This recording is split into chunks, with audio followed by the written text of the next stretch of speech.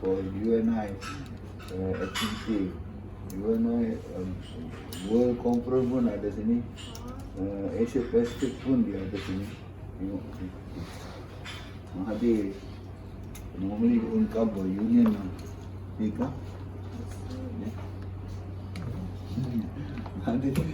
My name is Aida. Only. We're from UiTM Shah. Okay, good. Mascom faculty. So we are in Bachelor Interpersonal Communication. Bachelor of? Interpersonal Communication. Okay, good. We would like to conduct an interview in order for us to accomplish this task assignment in industrial regulations and cybersecurity subjects. Okay, so I shall go first with the first question. May you introduce yourself first? Nama saya Muhammad Syafi'i binti Mamal, Presiden Majlis Rangkaian Kesatuan Sekerja Malaysia.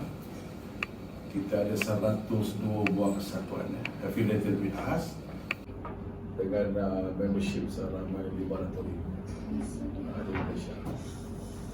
So, I'm in the trade union for the last 46 years. 46 tahun dalam gerakan kesatuan sekerja. Formally, saya di dalam perkhidmatan awam. Saya duduk sebagai timbalan presiden di QPEX. Kenal QPEX? Tak kenal. These are the union in the private public sector. Lepas tu saya berhijrah kepada NTUC. Now under UNI-MLC. Ada 3 badan. Okay. Collaboration or? No, ini tak collaboration. But inter-collaboration. Kalau boleh yang ada berkaitan, yes. So maybe I will address some of the issues. Lepas pada tu, my colleague will be here, Rajan. Maybe dia boleh bantu lah. Alright, you are very free to apa-apa soalan. It is good for you to ask me question. Rather than saya bercakap. You waste your time, I waste your time. Tetapi kalau ada isu-isu yang penting yang you rasa perlu ada pencerahan, then that is much better. So at least ada benda kebuntuan which you have some obstacle, you need some clarification, fine, no problem. So kalau ada question lah. We actually have 90 questions. Berapa? 90 questions. 99? 90 only? That's quite a lot. Okay, apa dia? Alright, I go first. Can you explain what is UNI? Tak masuk dalam slide senang jawab. UNI-MLC stands for? Dia dalam bahasa Malaysia ni kita panggil Majlis Rangkaian Kesatuan Sekerja Antarabangsa Malaysia. In bracket, UNI itu stand for Union Network International, MLC itu stand for Malaysian Labour Centre. Dalam satu bahasa. Ya. UNI wujud di Malaysia sudah 22 tahun. Ya. 22 tahun dengan era baru. Prior to this, kita ada 4 international was established about maybe in the year of 1960s. Contohnya satu, Post Telegraph Telephone International. Yang kedua, dia panggil sebagai Media and Entertainment. Nombor 3, Graphical and Packaging. Nombor 4, dia panggil sebagai Bank and Insurance. Ini ada 4 badan yang berasing di peringkat dunia.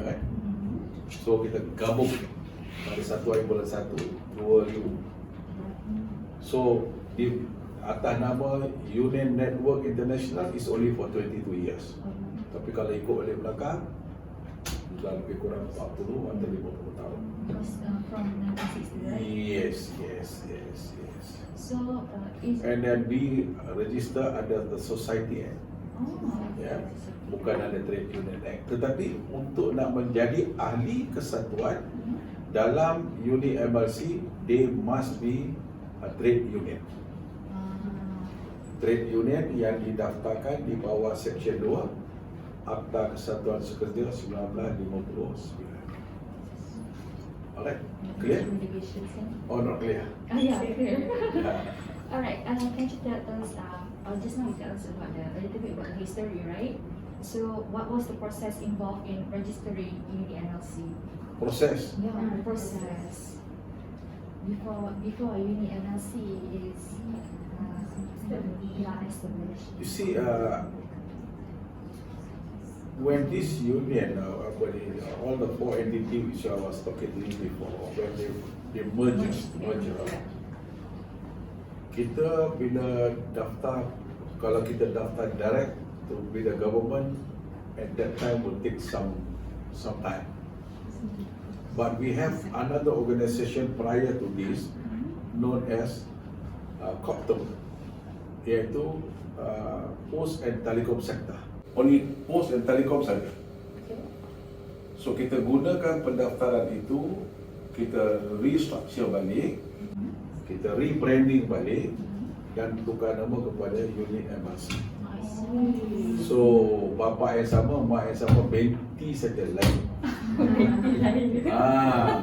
Itu saja.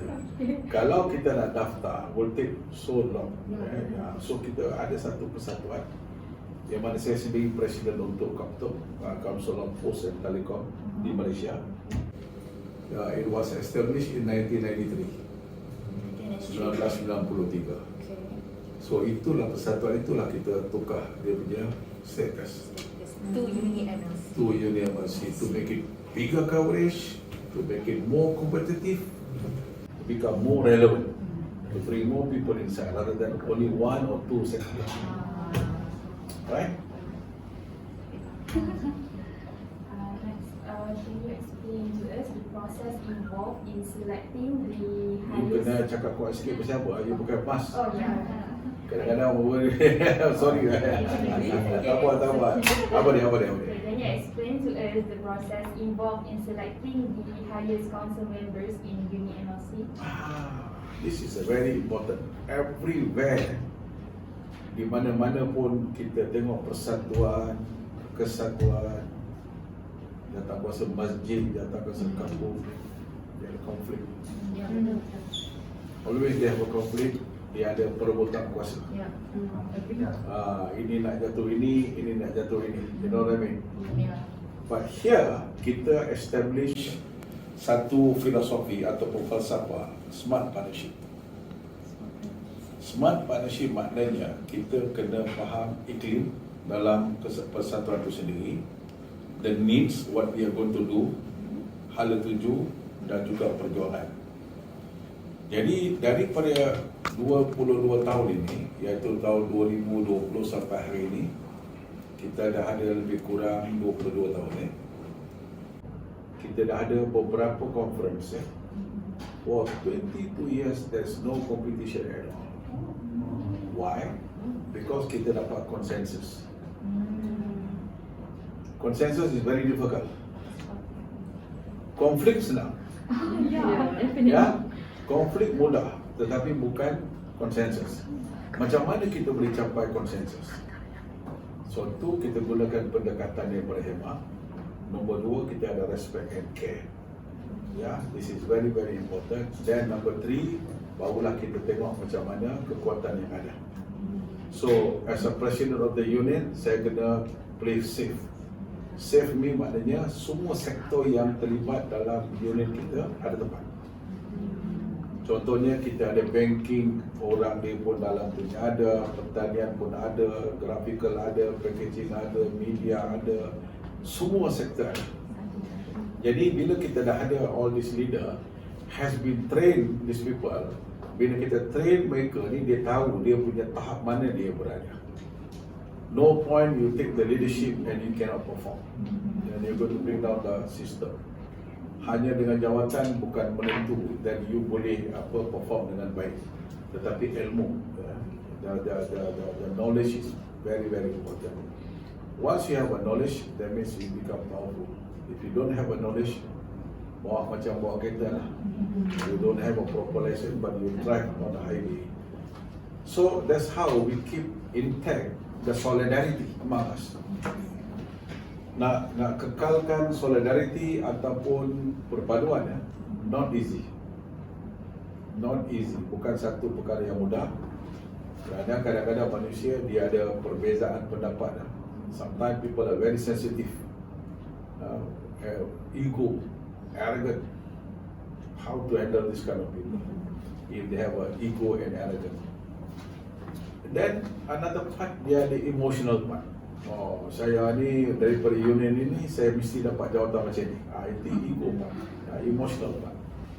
But here kita di sini we assess all these people in their capability and leadership quality. Kalau dia bagus, why not? Yeah. That's all. For the purpose of this assignment, would you consider sharing with us your latest organization chart? Macam mana? Your latest organization chart. The hierarchy. Oh, you're talking about the hierarchy.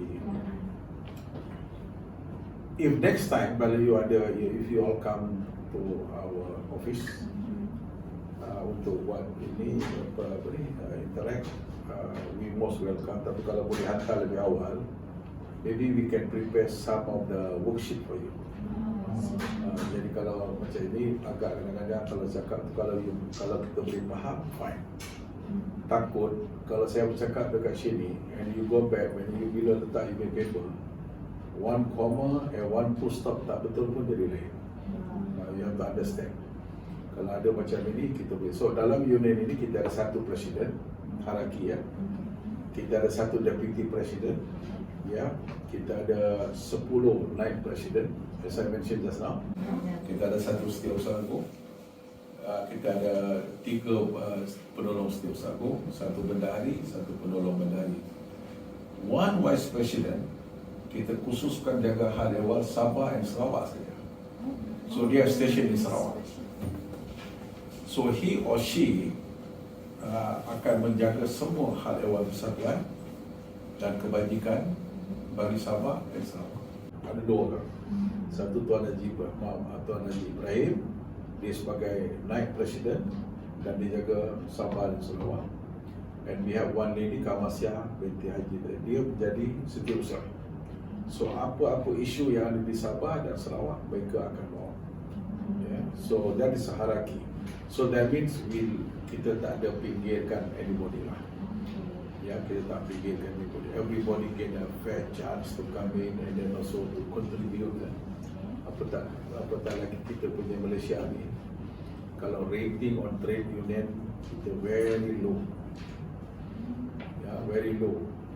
Daripada 15 juta pekerja yang boleh atau layak menjadi ahli, yang menjadi ahli cuma 6 hingga 7% saja. So another word, 93% of the workers tidak ada union. There's no union. Itu sebab banyak penindasan boleh berlaku and many other things.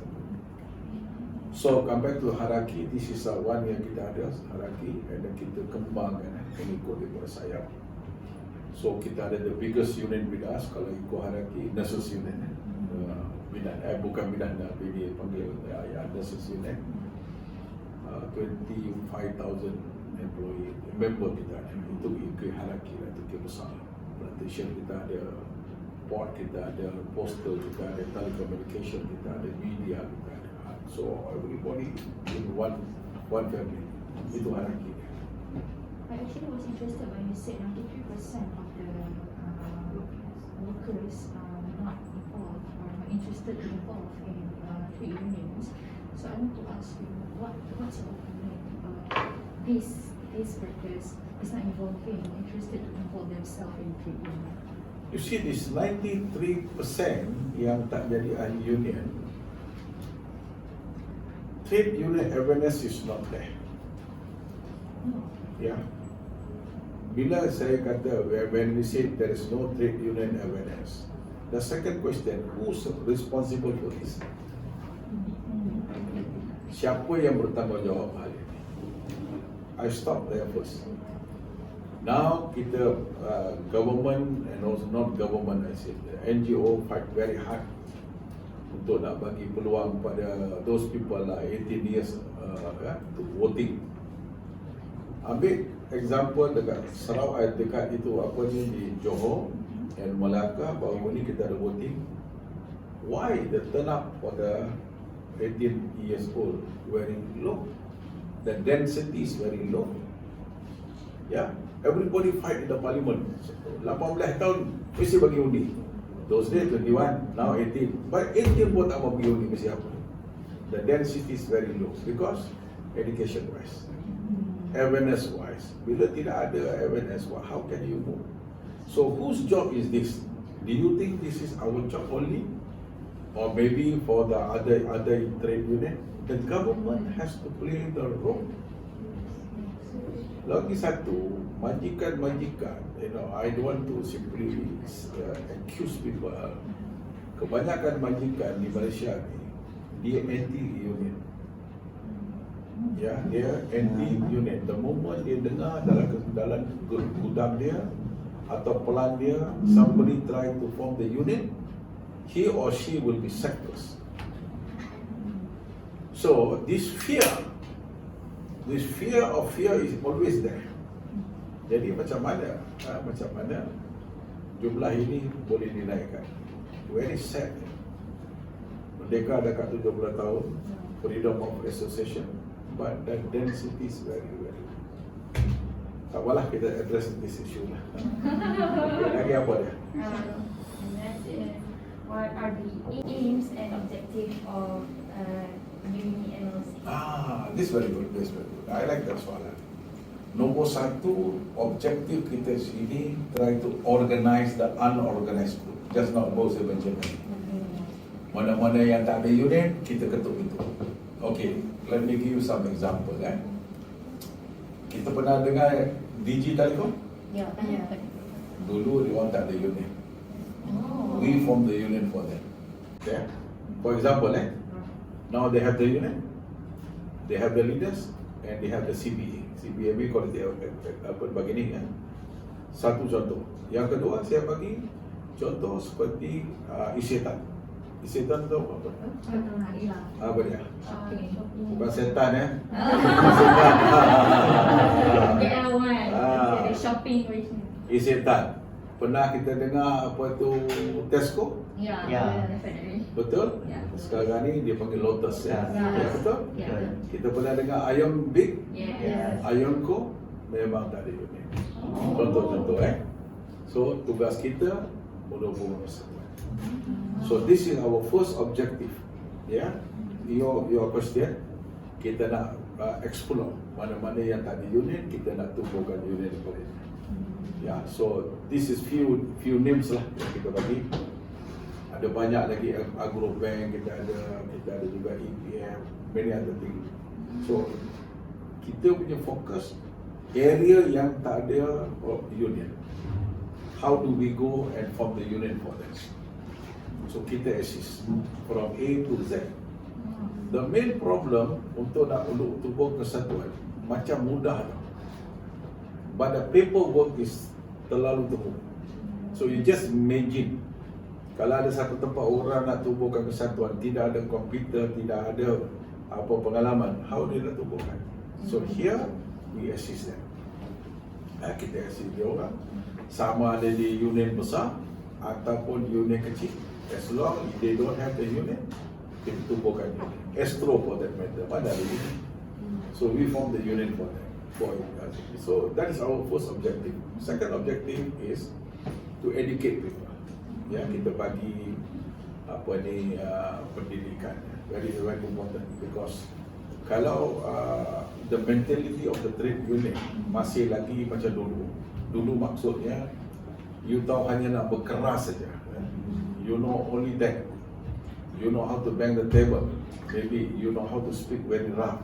Ini sudah ketinggalan zaman. So we have to create a new space now under the new environment that we have to be smart partnership. Bagaimana union boleh duduk dengan pihak majikan at table and negotiate. That's very important. Ya, kita boleh cerita in the meeting. We can talk about the training, training. We can talk about the productivity. We also can talk about what we call discipline. many other things. So the employer or the majikan must treat the union as a partner. Kalau dia tak mau ambil union itu sebagai partner, it's very difficult. Yeah, very difficult. So ada baik kalau itu kita bagi pendidikan. We explain to them, we talk to them that yeah, you have to understand. But all trade union leader which we train, bukan kita train how to become rich. Ya, bukan macam mana nak jadi kaya, ya, macam mana nak kuat berlawan. No. Here, my fundamental issue here, number one, they must understand their own constitution. Setiap kesatuan ada perlembagaan. Am I right? They have to understand the content in the perlembagaan. Second, if they have a contract or service dengan pihak syarikat, we have to read and revise and try to understand. Kalau kita tak baca, and then you don't know what is the content and how it become legal, so this is where kita ingatkan dia orang.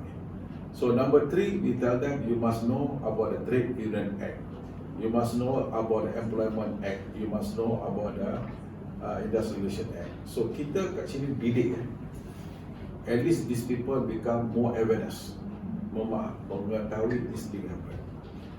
The third thing, kita di sini we try to also enhance these people to become a good trainer, a good speaker.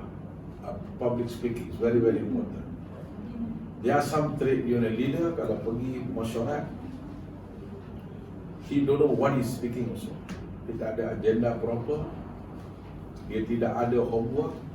Ini sangat memalukan. So we have to train these people that you must be fully equipped before you go for any meeting. So then the case yang kena buang kerja. You see, during the COVID time, ratusan orang kena buang kerja. You just imagine, orang yang bujang pun kena buang, yang sudah ada suami isteri pun kena berhenti kerja, and they have a children to look after, rumah sewa, makan, sekolah. The whole economy went down. Here, this union kita bantu berapa ramai yang boleh. First, kita bukan bagi duit, kita bagi counseling kat dia. You must be strong. Ini adalah satu daripada ujian vital dia. So kita bantu. Mana-mana kes pergi pada Jabatan Perhubungan Perusahaan, mana-mana kes pergi ke Mahkamah Perusahaan, kita assist them. Free of charge. Kita tak kutip duit. Because we know dia orang dalam hardship. Tetapi kalau dalam keadaan biasa, itu lain. Nah, ini during the COVID, tak ada orang boleh tahu apa nak jadi kan. So we help them. Ya, kita tolong, kita bantu. If we can help them at least to get some compensation, that money will be utilized to the family. Ya, makan dia, minum dia, untuk dia, wife dia, or husband dia, anak dia. That's very important. So inilah yang kita di antara hal yang kita buat di sini, objektif. The third one, the fourth one, we also encourage the trade union leader yang ada pada hari ini. Kalau ada peluang dia pergi attend some of the international conference. The reason why kita tak mau dia duduk macam small kampung style. Dia mentality yang ada tu macam so much of decentralized. We don't want that. Kita nak pecahkan kebuntuan ini supaya dia pergi more like international. Bukan kita tiru style orang, tetapi kita kurang-kurangnya dapat campur. Talk about postal Malaysia, post Malaysia. Tukar dia pergi ke London, misal kata dia ada meeting. Dia akan buka mindah. Dia akan tengok what are the things which they have that they could transplant the thing to Malaysia. Very important. I give you one more example. Bila kita negotiate perjanjian bersama, kontrak dengan IKEA. You know IKEA? Yes. Tempat dia orang beli apa ni, perabot semua ni. So we demand, we don't say demand, we say the maternity leave. Contohnya lah, kita minta kepada 2 bulan. Kan? Dalam Act tu kata 60 hari, kita minta 2 bulan lebih lah. So the company said no, We are not going to approve for 2 months, we are giving 4 months. Right?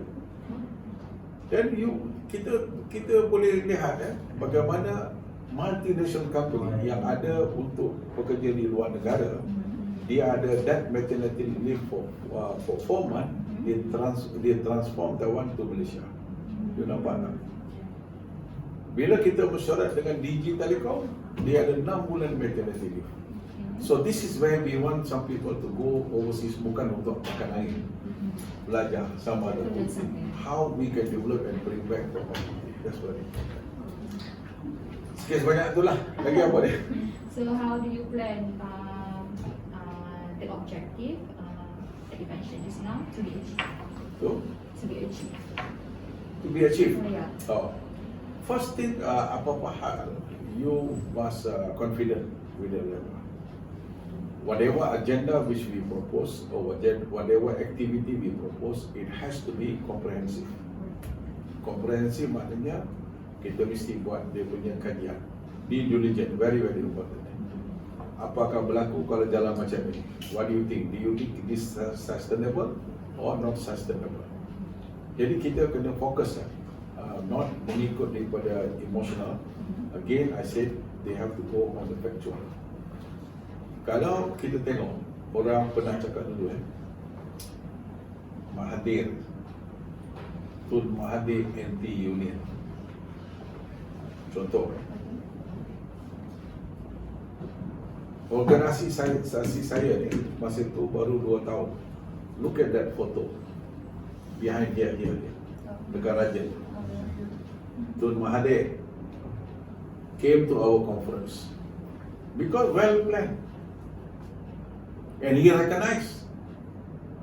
Ya, lepas tu kita meeting, panggil Pak Lah dan next another Prime Minister, then Najib for that matter.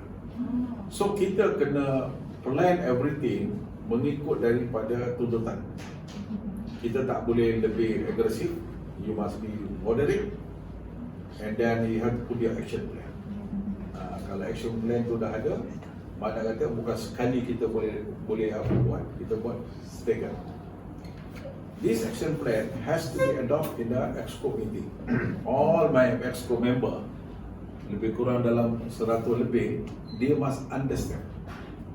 Kalau dia tak faham apa yang kita cadang, so how do they know what they do?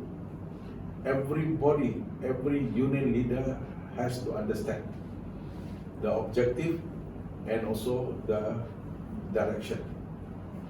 Kalau dia dah setuju, kalau dia faham, then easy for us to move and break through many things. Kalau tak ada, tak boleh.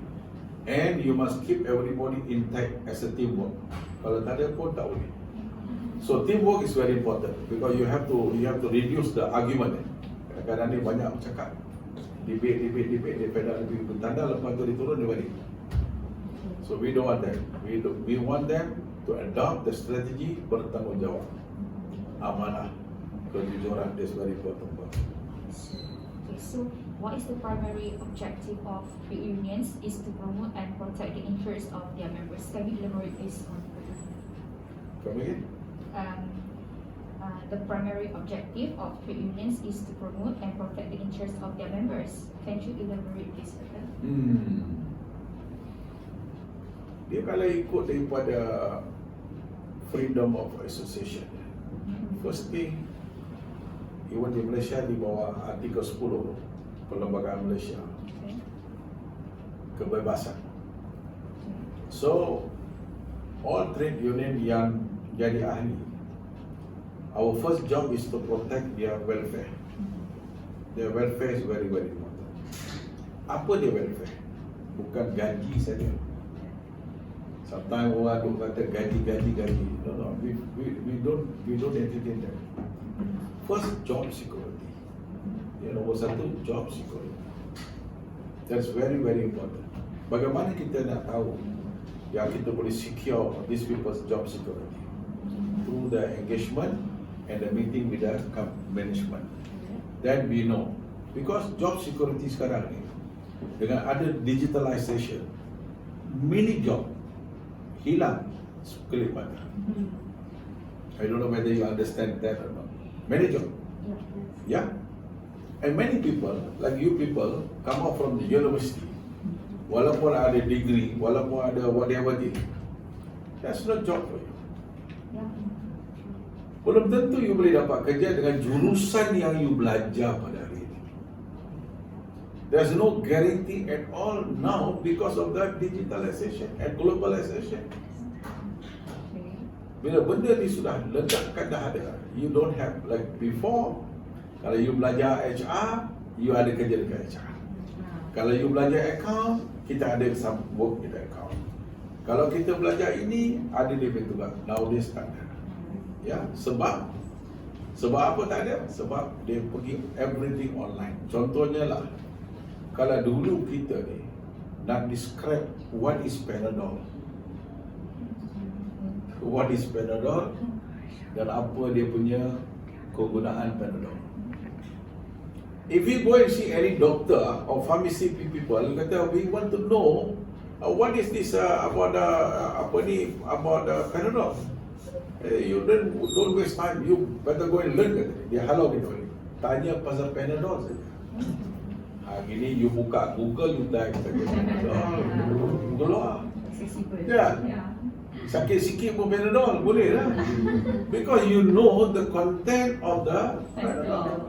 So mana kata, we don't want anybody else duduk dalam meja ramai-ramai kerja. Because everything is already online. So, yeah, bila everything is online now, job security become shaken. Banking lah. What is your age kalau saya boleh tanya umur? Mine is 25. Lebih kurang je lah. 25. Ha? 25. 25. I'm 22. Kalau dulu your father, mother nak tukar satu cek Isnin sampai Jumaat, Saturday bank tutup, Sunday bank tutup, nak keluar duit tak boleh. Betul tak? Pagi-pagi pukul 9 sudah beratur. Ya. Long queue. Hari ini mana ada? ATM. You and me and everyone very happy dengan ATM tadi, tetapi pekerja dalam hilang kerja. You modernize the system, yes, we appreciate that, yes. You boleh keluarkan duit anytime, yes, we are happy. Nak masuk duit, nak keluar duit, lepas tu you nak transfer, ATM transfer, whatever thing you can do. But how many hundred people yang kerja dalam tu hilang kerja? So you can understand. So job security become number one.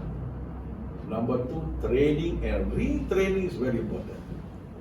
Ya, setengah orang dulu, in my time, I remember, typist grade 1, typist grade 2, typist grade 3. Siapa-siapa masuk mula-mula kerja typist grade 3. You pandai sikit grade 2, you lagi pandai grade 1. Hari ini mana ada typist? Kita. And you send everything through your message. Tak perlu typewriter, tak perlu desktop, tak payah. Ini saja. That means training and retraining is very, very important. The company should invest.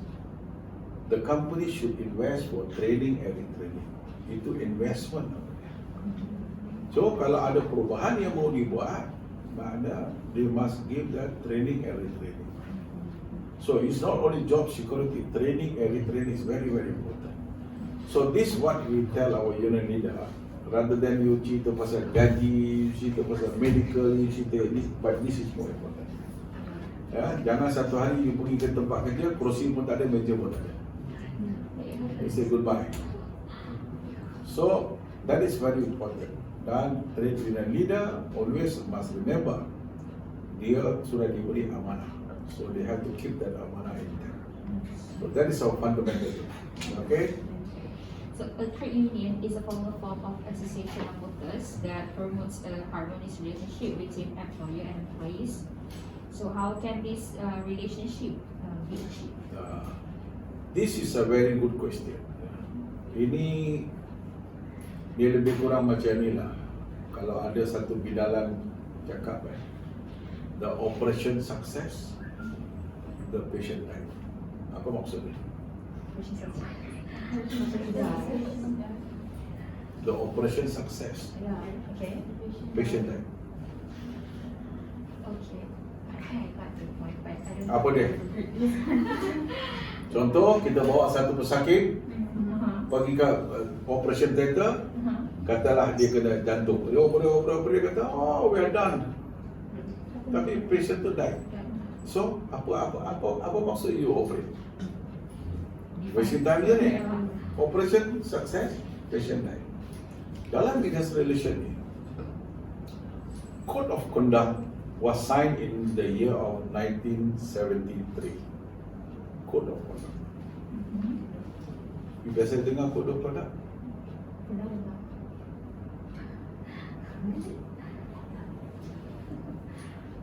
Code of Conduct adalah satu perjanjian ataupun ikrar antara majikan, antara kerajaan dengan pekerja.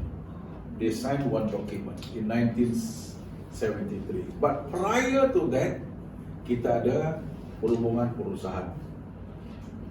Perhubungan perusahaan antara, you say harmony. The word of harmony is not that easy to capai. The trust must be there. How many percentage of employer trust the union leader? Zero. How many percent of the union leader trust the company people? Also zero. Why this thing happen? Conflict of interest. So ego. Company pun ego, union pun ego.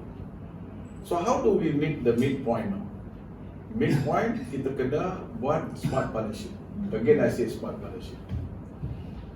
Union pun kena undur 2-3 tapak ke belakang, majikan pun boleh undur, dan kita duduk balik. Hey, let us work as a partner. Let us work as a team.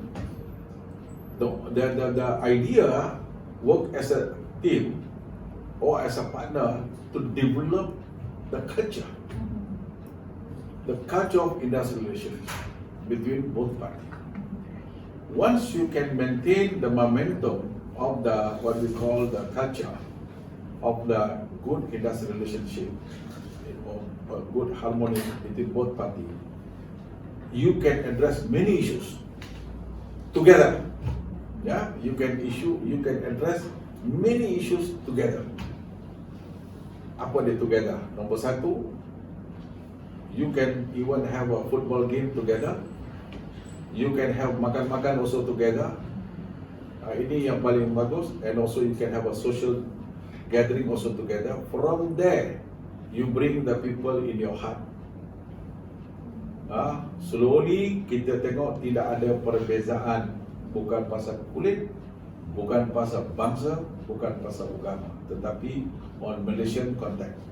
So kalau ini sudah ada, maknanya kata people begin to understand that barulah perhubungan harmoni itu akan sikit-sikit develop. Not that easy, sikit-sikit develop. Kalau kita tak develop this industrial harmony, you nampak macam rumah hari ini. I don't ask this question to you. Many people will go back to the house. Father will go back to the house. Mother will go back to the house. Even the children will go back to the house.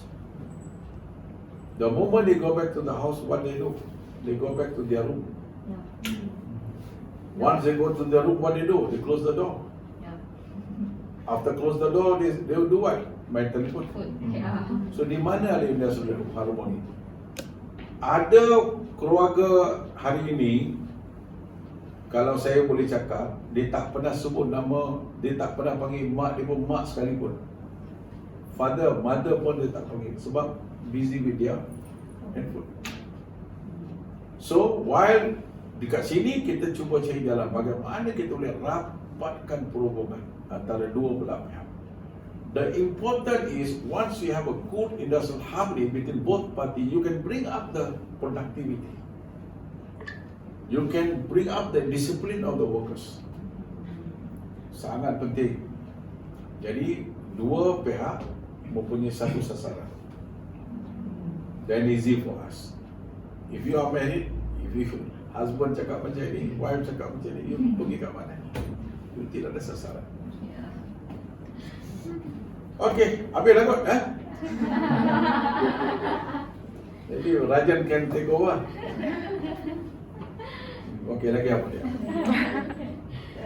From definitions of trade unions, it should be observed that the basic aim of a trade union is to regulate the terms and condition of employment of its members.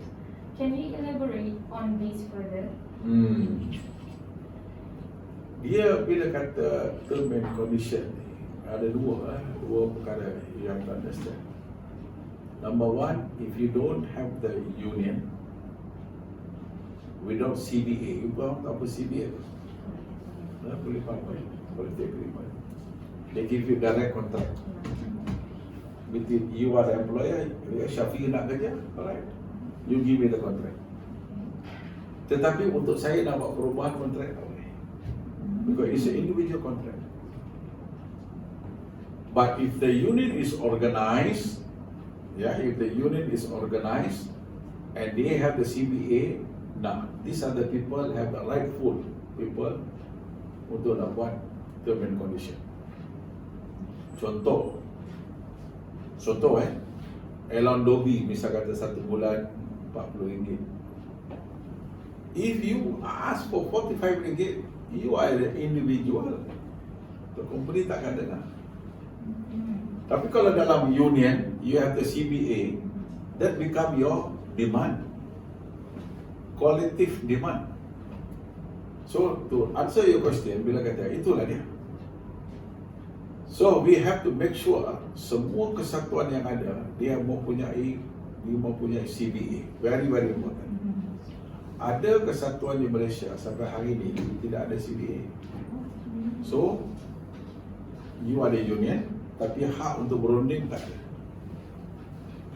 Why this thing happen? Because you don't get the support from the members. Hanya dengan ada this number, once your union is recognized, as a term and condition. You are talking about term and condition, right? Yeah. Term and condition macam ni. You have to understand. Setiap pekerja, tak kira sama dia ada union ataupun tidak, bila dia masuk saja employment, kontrak dia ada satu, Employment Act 1955. Itu kontrak tu. But kontrak tu everyone. It is a contract, but it's a akta kerja. But Employment Act 1955 is an act of the parliament. Everything which is contained in the act of in the trade union, in the Employment Act has been gazetted by the parliament, approved by the parliament. So you know very well, ya, benda dalam hal macam ini kita tak boleh, ada yang kita boleh. So Employment Act will cover everybody yang gaji bawah pada RM2,500, ya, dia boleh cover. So mana kata maternity leave ke, whatever cuti-cuti ada semua cover dalam. Tetapi kalau union tu ada kesatuan, lepas tu dia ada CBA, dia pergi over and above atas pada Employment Act 1955. Alright? Sorry lah, you tanya soalan saya jawab macam kadang-kadang ada sasaran, ada tak lepas. Based on what you say. So, why are the trade unions important to Say again? why trade unions are important to employees? Why trade union is important to the workers lah, to the workers. Ini dia macam ni. Trade union ini merupakan satu organisasi, ya, satu organisasi yang diiktiraf oleh kerajaan. So why is important? Union ini macam payung. Union ini macam payung. Bila hujan, bila panas, dia bagi redup pada semua orang. Simple term for you lah. Kalau dulu you duduk kat Perak ke Penang ke, you nak tunggu bas, you tunggu bawah pokok. Pasal apa you tunggu bawah pokok? Redup. Those days mana ada shelter semua, like hari ni adalah, dulu mana ada. Berlindung. Yeah, you need shelter, right? Anywhere you go, you need shelter. So trade union is a shelter for the workers. Yeah, dia kira shelter, dia kira macam apa? Memberi apa tu? Memberi satu perlindungan kepada pekerja-pekerja. So why trade union? That is a fundamental thing. Memberi. Kalau kita ambil macam parti politik, dia pun sama jugalah. Tapi ini dia di tempat kerja. Yeah. Okay. So, why did you establish UNI-MLC? Say again? Why did you establish UNI-MLC? I already mentioned earlier just now. Earlier. Aku dah cakap tadi dah. Okay. Dah cakap awal tadi dah. Sorry. Kalau nak jawab lagi sikit boleh. Why? Kita ada satu badan yang besar di satu lagi MTUC, Malaysian Trade Union Congress. It was there from 1948. Why kita tumbuh ni? Bukan kita duplicate dengan dia. Kita nak lebih banyak pergi kepada the new era, a new era of trade union. So when we form the union untuk UNI-MLC ni, kita mau lihat kita ni bergabung antara daripada Malaysia, regional and also international. So you are a connection. So why? That's one of the reason. Because of that, we check our name now, Majlis Rangkaian Kesatuan Sekerja Antarabangsa Malaysia.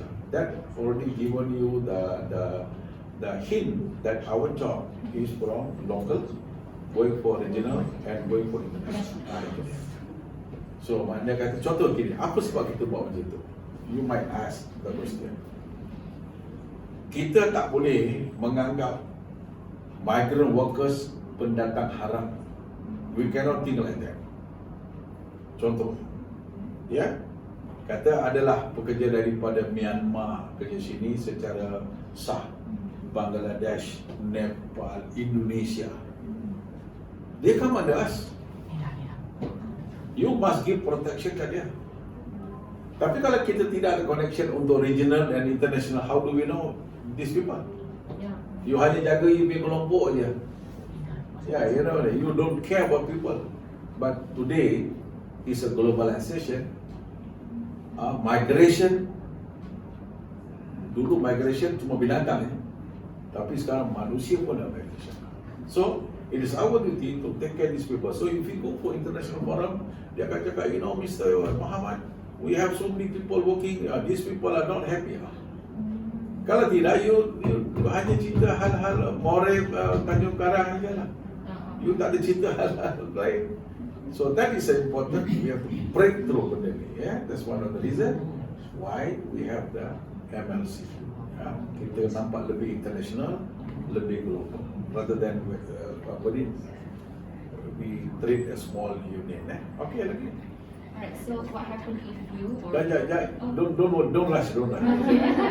Okay, take your time. Alright, what happened if you or your employees do not pay your union's membership fees? Dekat sini kita punya yuran bukan seperti lain-lain. Dia kira satu kepala RM2. Di sini bukan macam itu. Dekat sini kita bagi lebih banyak macam donation. So if you have a membership 500 ke bawah, listen appropriately, ahli 500 ke bawah, you only pay RM100 per year. Total 500 hingga 1000, you bayar RM250 setahun. 1000 ke atas you bayar RM500 satu tahun. But do you think you are looking for money or you look for solidarity? First. Itu yang kita buat. So to interfere, is it for UNI-MLC or any other trade unions also practice the same? No, kita je. interesting. Ada place cara dia lain, dia lebih banyak ingatkan wang tu letak musim belanja besar. I think here no, affordable. Contohlah macam satu kesatuan macam Isitan. Isitan ahli dia lebih kurang dalam 300 lebih. They only pay 100 ringgit. Tetapi bila dia ada masalah, dia will be coming to this office for almost 1 week. Bukan cakap apalah, kau boleh makan, minum ke, tambang penambang, kita tambah. Kita bantu dia. Alright? We cannot do more than that. Tapi itu pun saya rasa sudah cukup baik kepada dia. Consultation, we are giving them free consultation. Alright? Walaupun background saya, bisa kata saya satu macam lawyer ataupun dalam ini, kita boleh charge. Ini hal ni kau kena bayar 300 ringgit. Ini hal kau kena bayar 500 ringgit. But all my officer, kita bagi dia free of charge. Why we do that? Union dia sendiri pun bukanlah banyak sangat dia kutip duit. Dia pun nak belanja dia punya hal juga. Ya, dia pun nak belanja hal dia. So contohnya macam ini, 14 hari bulan 7 kita ada satu aktiviti. Contohnya lah, kita ada satu aktiviti dengan rasuah busters. Tahu rasuah busters apa?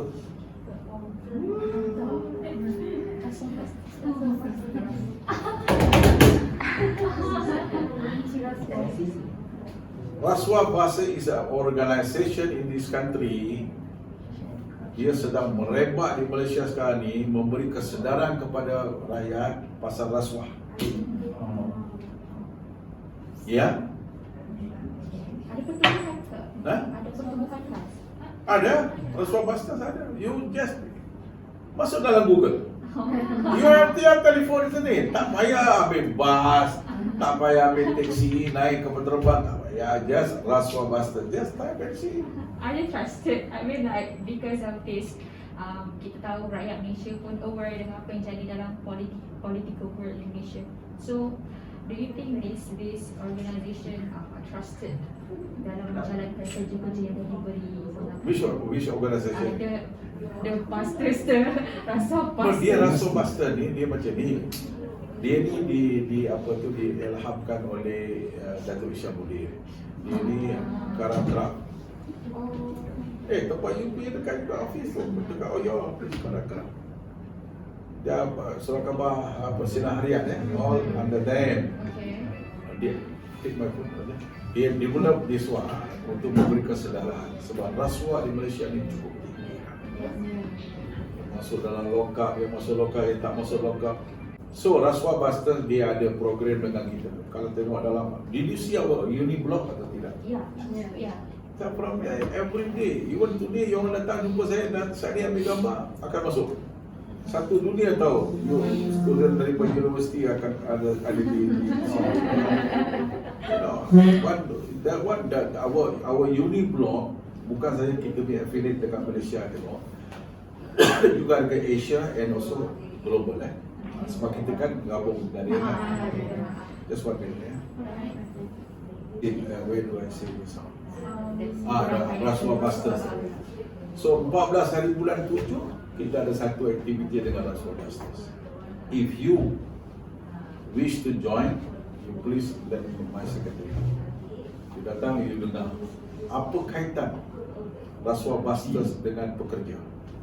Apa kaitan rasuah busters ini dengan majikan? Sebab dia ada banyak ketirisan. Ya. Bila banyak ketirisan dalam any company, jadi wang yang banyak keluar macam ni. Bila nak bayar gaji, minta contoh gaji semua tak lepas. So never mind. So I want to tell you that. So we are more on the global side. Sorry, lain apa? Okay, what are the reasons for joining UNI-MLC? Second? What are the reasons? What are the reasons for joining UNI-MLC? I think okay, tak apalah, saya boleh modify tu. So what is the reason for union to affiliate with UNI-MLC untuk bergabung? Dia ada banyak sebab lah. Satu, nampak kita kelainan. Satu, kelainan. Yang kedua, kelainan itu kita memberi lebih banyak tumpuan kepada hal ehwal pekerja. So we have more time. Today you want to see me today, I'm here for you. Alright? There's now another people. Setiap hari ada.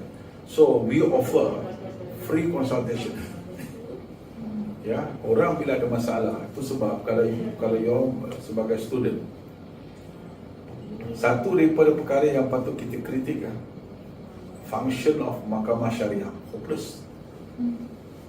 Mahkamah syariah, berapa ramai wanita jadi mangsa, berapa ramai anak beranak yang tak dapat nafkah because of DP action.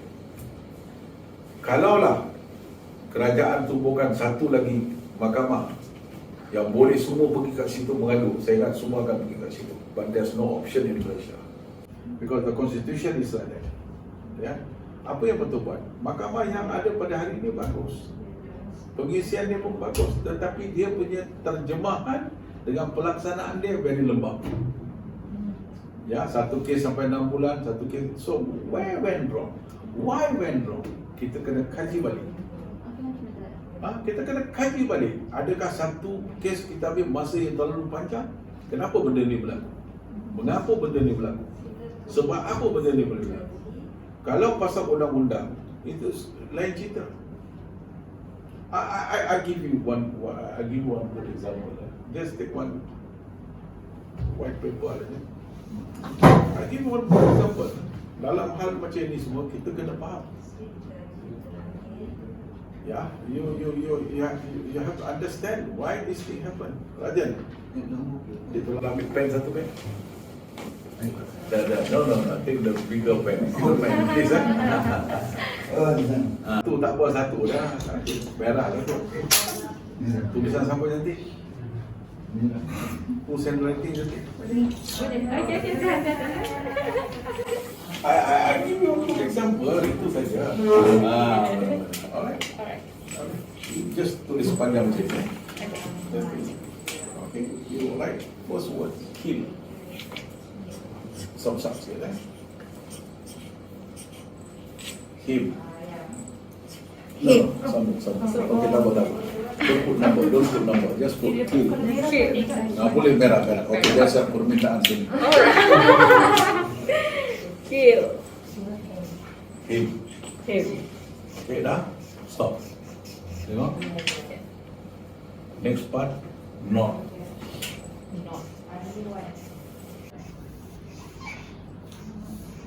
Next part, free. Sini. Tak ada, tu buat sini. Takut nanti you salah faham. Okay.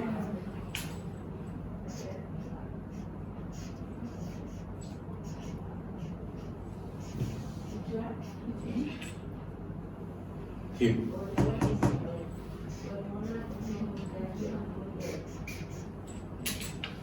Get the self-pin tape saja. Just one. I nak test you. Banyak test dengan 99 question. I want to test you one question. Dah.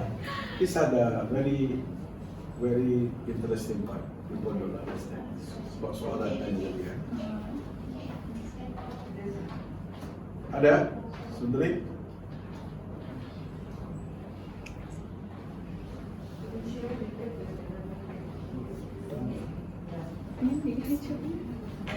Mati? Nobody there. Can somebody be here or not? I know, but one. Let's put it. Okay. Okay, then sikit. Okay. This way. No, it's okay, boleh. Lepas tu balik tadi. Now, I stop here a little while. What do you understand about this? Tak apa, baca. Apa you faham? Bunuh dia, jangan bebaskan. Tak tahulah. Read loudly. Read loudly, then you get it. Kill him, not free. Saya bantu you orang. Kill him, not free him. Kill him, not free him. Kill him not free. Kill him not free. So saya bagi exam. So what do you understand about this? You baca boleh. Memang semua pandai baca. Kalau main sikit ni padam tahu sini. Okay lah. Just do it. Okay, thank you. Okay, now you baca betul lah. No, the question is now you ask what we are doing here. Saya tunjuk inilah. Apa you nampak? You boleh baca kan? Apa you nampak maksud? Ini tidak ada apa-apa maksud. Tidak ada apa-apa maksud. Define tak ada apa-apa maksud. Sebab you hanya baca, No tapi action. you tak boleh terjemah. You apa? You baca. You kata kill him, not free him, kill him. You baca je. Betul tak? Sebab tanda pemisahan tu kat sini tak ada. There is nothing unless kita ambil sekarang pen kita. Kita kata kill him, koma. Jadi apa sekarang? Bila dia jangan bebaskan. Betul tak? Betul. Or kill him not, koma. Jadi apa? Jangan dia bebaskan dia.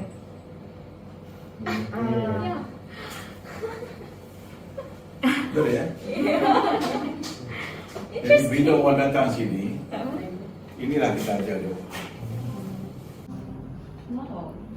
Alright, ini baru sikit dia saya bagi. Because kalau you baca, kill him not free, you menyanyi lah. Kill him not, kill him not, kill him not, free. Sini kill him not. Tetapi tidak ada tanda pemisahan. Yang mana kita boleh buat satu takrif dan tafsiran. Hanya dengan you put a comma. Bila you kata kill him, mana kata bunuhlah dia, not to free him. Tapi kalau you kata kill him not, bebaslah dia, free him. Bukan perkataan not yang menjadikan problem, or him problem, or kill problem, or another free, or him. The problem is a comma. Ini belum masuk full stop, nanti later lain kali lah. Alright, your question saya dah jawab tadi. So, satu daripada ni kita bagi makna. Satu lagi kalau kita tengok makna ni, dalam bahasa Melayu atau dalam bahasa Malaysia, bila dia ada buat kontrak, dia kata syarikat bolehlah dengan budi bicara.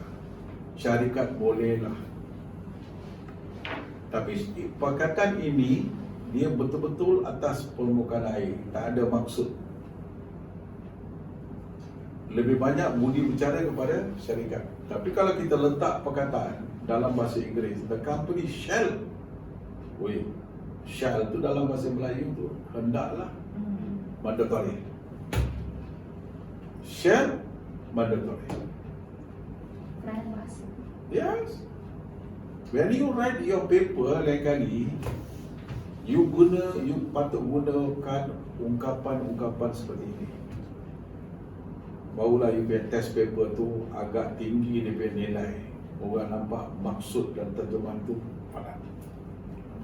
Otherwise, you pergi macam biasa ya. Next question.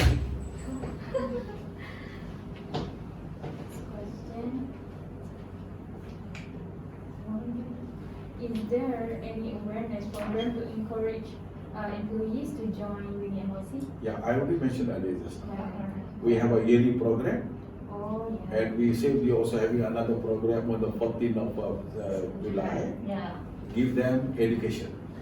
Yeah, education. Contohnya kalau kita ambil Ina, take dia ataupun dengan apa kita. Contohnya Phone. ambil phone. Phones. Contohnya lah, contohnya.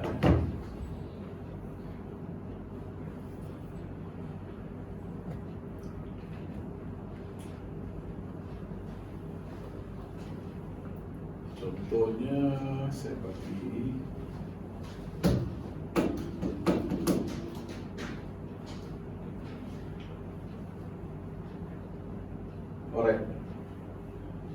This is the one going to be on the 14th. Ya, 14 bulan 7. Ya. So ada 3 speaker. Kenapa kita bawa pendakwah untuk bagi ceramah dalam hal apa tu, hal selaswah? Because we need some input from the religion side, boleh menginsafkan orang. Ya. So ini kita ada tiga panel, termasuk diri saya sendiri. So this is a part of the education. Ya, just jawab soalan tadi. So part of the education. Kita kena bagi awareness training kat orang. Hanya kadang-kadang dia boleh dengar, dia boleh cakap. I give you one good example. Misalkan education, you berasal dari mana? InsyaAllah. Kelantan. These three people are also Sarawak. Sarawak. Tiga Sarawak. Johor. Oh, Johor ni? Sarawak. Kenapa? Sepang. Ha? Sepang. Sepang. Sepang. Oh, itu antara border Negeri Sembilan dengan Yes. When I see you are coming from where? You berhijrah dari Sarawak, you datang sini, ke sini, you datang berhijrah. So berhijrah ini sebenarnya dia sudah start migration because of the university you datang, and then you kumpul, you nampak ramai orang. Ya. Why this thing happen? Why this thing happen? Kenapa tidak decentralized atau decentralized? Sebab ada sebab-sebab kemanusiaan.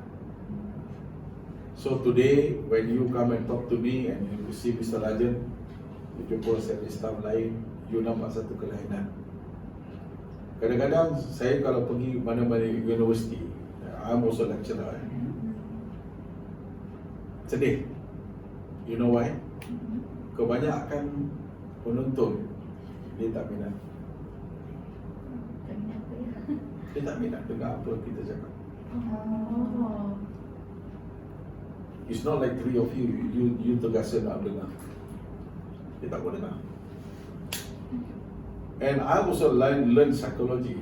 When I bila saya bagi ceramah, saya bila tengok budak-budak behavior, their body dia there. Kalau Ahmad ada di situ. Kalau Ali ada kat situ. Tapi minda dia tak ada kat situ. So, macam mana pun you lecture yang hebat, dia tak boleh tangkap. Sebab he or she does not pay attention to the lecturer. So my next question, how do you address the test paper? Kalau you tak ada ilmu, bagaimana kita nak jawab soalan? Contohnya, so kadang-kadang bila universiti jemput orang macam you people come outside now, from the campus you come out, you meet people like maybe other people. Tujuan dia apa? Interaction. Interaction. That's very important. So your interaction also give me a good mileage. At least I learned something from you people. You know, today I learned 90 questions. Normally people come only with 5 questions. So next time go there, you know, UiTM telah datang 90 question, I tambah lagi 9 jadi 99. Dah Malaysia je tak kita. No. Okay, next is one. Tadi Dato' ada mention pasal ada company yang not in favor of unions. So what is your opinion on this statement? Saya rasa itu cabaran. Cabaran. Kita kena very positif lah. Ya, kita kena positif sebab kalau syarikat itu tak mau ada kesatuan, itu individu punya pendapat, tetapi itu merupakan satu cabaran. Kita mesti cari satu jalan bagaimana kita boleh pecahkan kebuntuan ini. That's very important. Ya, kita kena ambil cabaran. Bukan berarti if they say this company they said that you come from the union, that you say that, but the law of the country does not say that. Yeah, the legislation of the country which has passed in the parliament does not say that. Freedom of association mana kata kita boleh tumbuh ke kesatuan. Tapi kalau dia tak suka, Kalau bila datang bulan Ramadan, dia tak suka makan bubur lambuk, itu kau punya hal lah. Saya suka makan. Ya. Betul? Kalau bulan Ramadan, kalau itu manager tak suka makan bubur lambuk, itu kau punya hal lah. Tapi saya suka. Ya. So put that way. So ini satu cabaran. Kerana mentality dia macam itu. Bila tak ada union, dia senang untuk buat huru-hara. Dia boleh tukarkan orang, dia boleh downgrade orang, dia boleh promote orang. Bila ada union tak boleh. Check and balance is there. So the question is good. Yeah.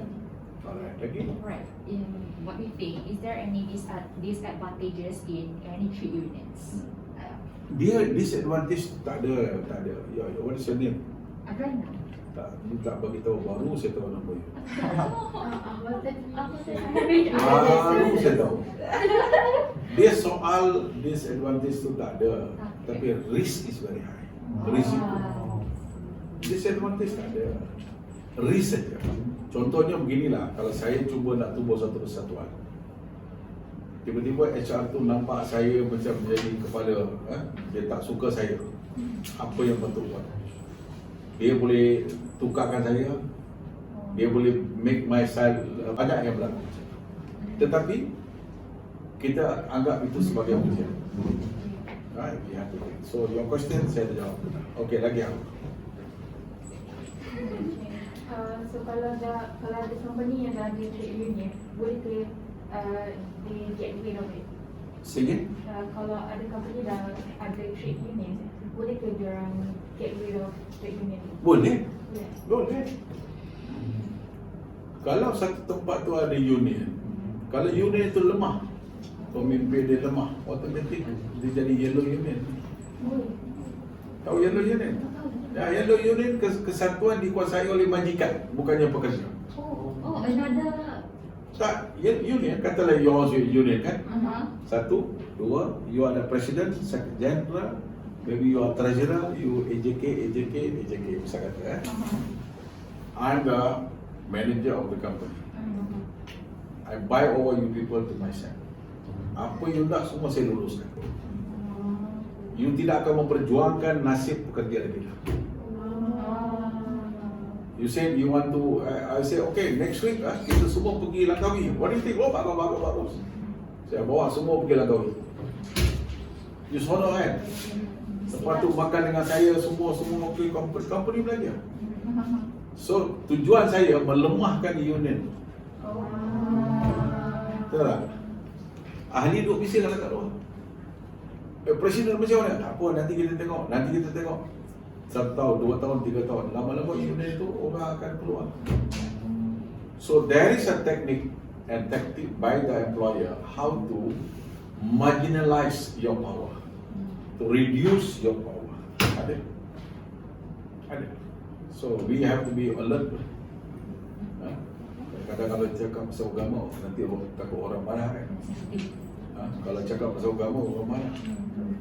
Ramadan, surau, masjid, itu dia. Ramadan tak ada.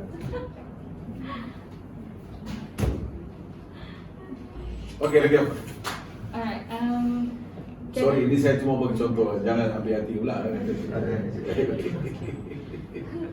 So what are the main rules of a trade union? What is it? What are the main rules for the trade union? Main rules trade union. Are you? RULES. Rules of trade union. Main rules. Peraturan utama for trade union. Sorry, I don't get the question. Tolong jelasin. Takut saya salah jawab.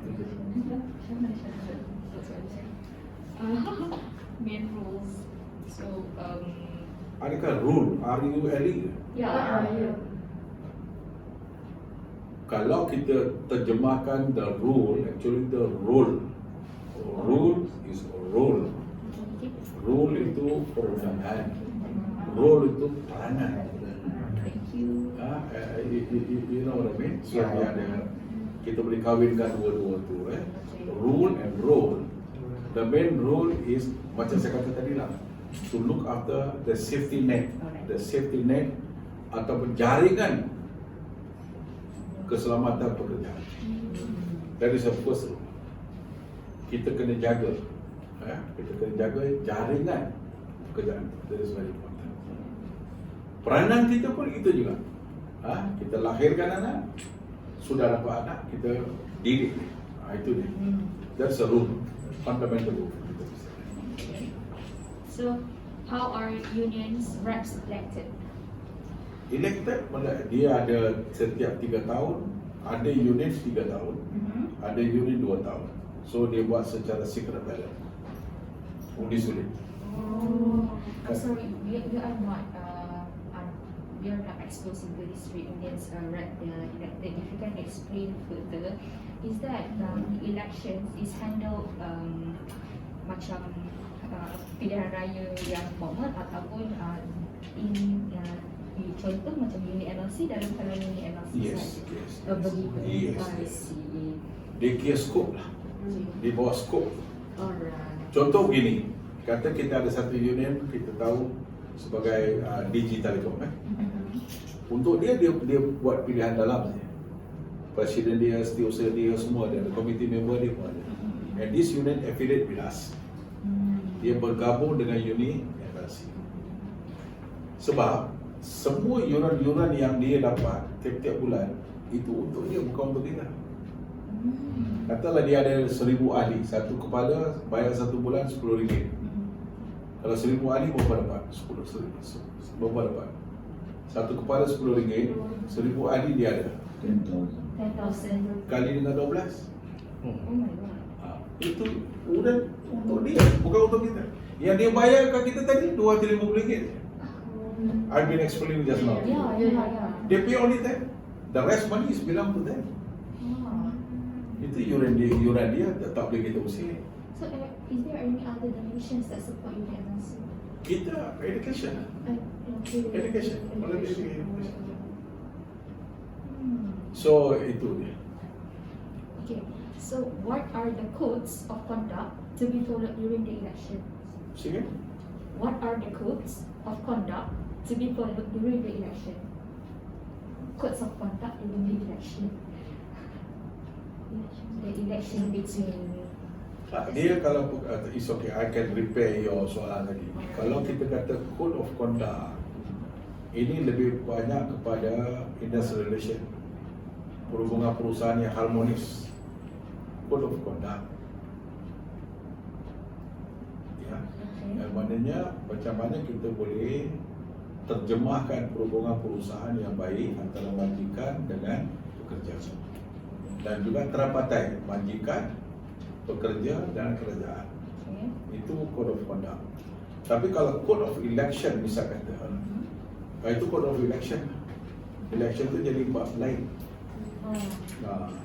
So code of election maknanya dia kira aturan dan peraturan untuk pemilihan. Dia ada dia punya kode yang benar. Satu, dia mesti jadi ahli yang sahih, yang sah. Dua, dia mesti ahli yang berbayar. Nombor tiga, dia mesti jatuh within the scope. Within the scope.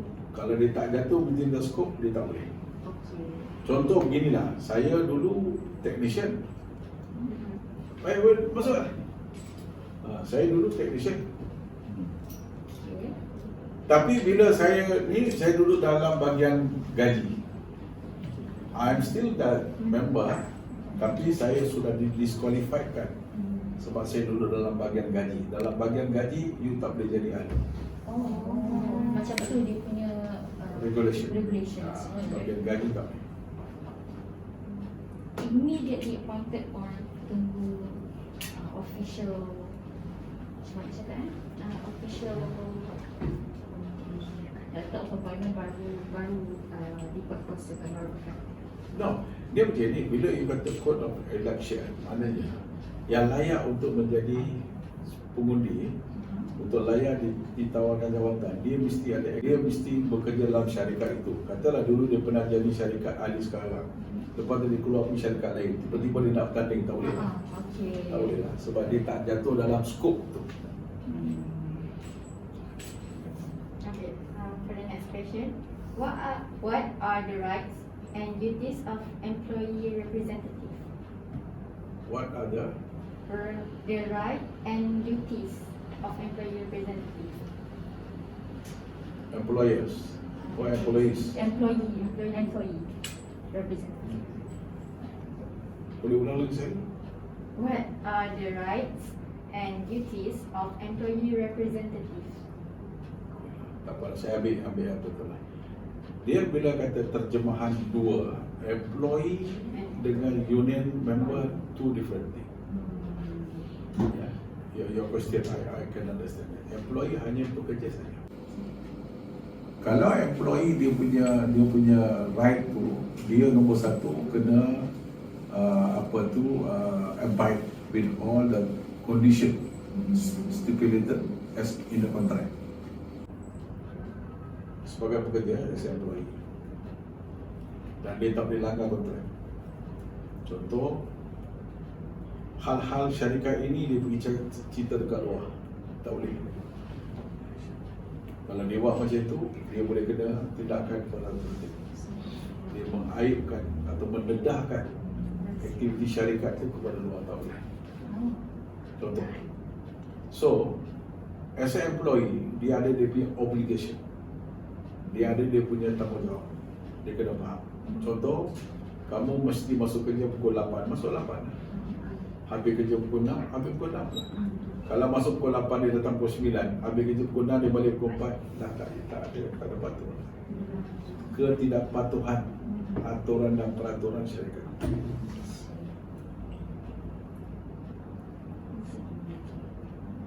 Okay, so next, what is the purpose of the Code of Ethics in UNI-MLC?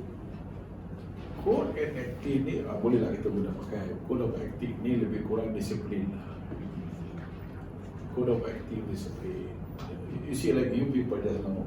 Contoh, I was downstairs tunggu sebab appointment 10 o'clock. Your appointment with me today 10 o'clock. Bukan? Pukul apa? 11. 11? Yeah. In the email it says 11. I will check here. Now we see the dispute.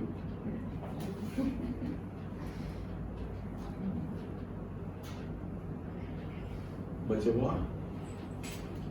UiTM students 10 to 11. So, di mana benda ni sasaran, I don't know. You know what I mean? 11 tu tak jadi hal, 10 o'clock.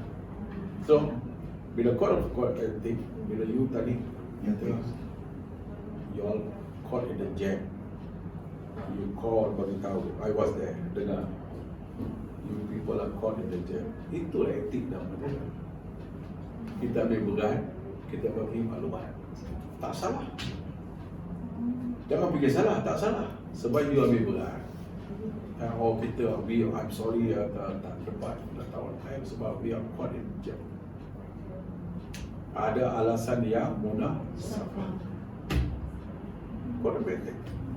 That's very important. Tapi kalau tak panggil, saya mungkin start kereta, saya keluar. All the people say, these people coming, these people coming. So kita kena tolerate lah. Okay, Rajan, can you continue the rest? No, sir.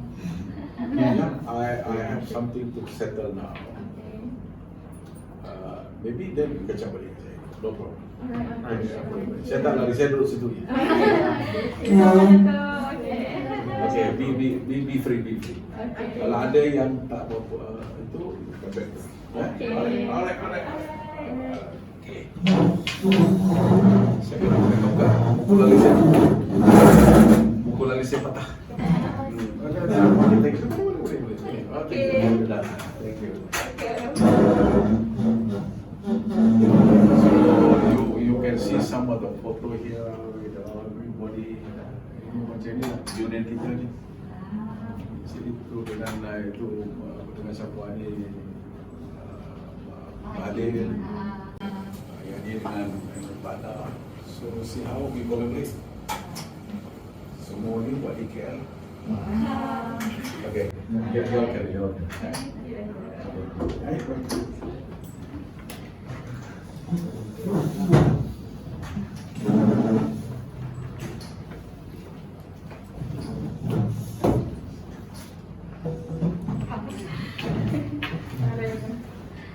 So taken the magazine now annual general meeting, a book there. Not in the university. We can have it there. Kan Thank you so much. dah ambil flight bila turun ambil. There is another 40. Oli kena. Try to make it faster. Okay, so first, what are the issues that UNI-MLC deals with? Selalunya isu-isu. Mostly is about pertikaian dalam kesatuan. Mana-mana kesatuan kita ada kesatuan dari pelbagai sektor. Ada commerce, ICTS, media dan entertainment, macam-macam. So many sectors we have, mostly banking, this thing. Now the nurses have come in. During the COVID pandemic, Presiden dah wujudkan satu tabung untuk frontliners. I won't tell how much we collected. We collected a lot of money and give to the nurses union and ask the president to give to the frontline workers, whether nurses, other medical workers, everybody who's involved in all that. So this organization is not just a gabungan union. It can be considered as a federation of unions in Malaysia, including Sabah Sarawak, So UNI-MLC also it's an international body, part of the international body, a regional body, and as President said, mostly to function as the champion of workers. The champion of workers in the whole of Malaysia, for all Malaysians. No race, no, as he said, no color, no that thing. We want under ILO 87. ILO 87 is the freedom of association. That's very dear to us. But we have not, Malaysia has not ratified, belum ratified. Tapi ada lagi satu ILO convention also, the right to join trade unions. That's good enough for us. So we use that. Just now you mentioned about, leave alone the question, I just want to add on some things that was said by Dato' President. You see the concept of industrial harmony.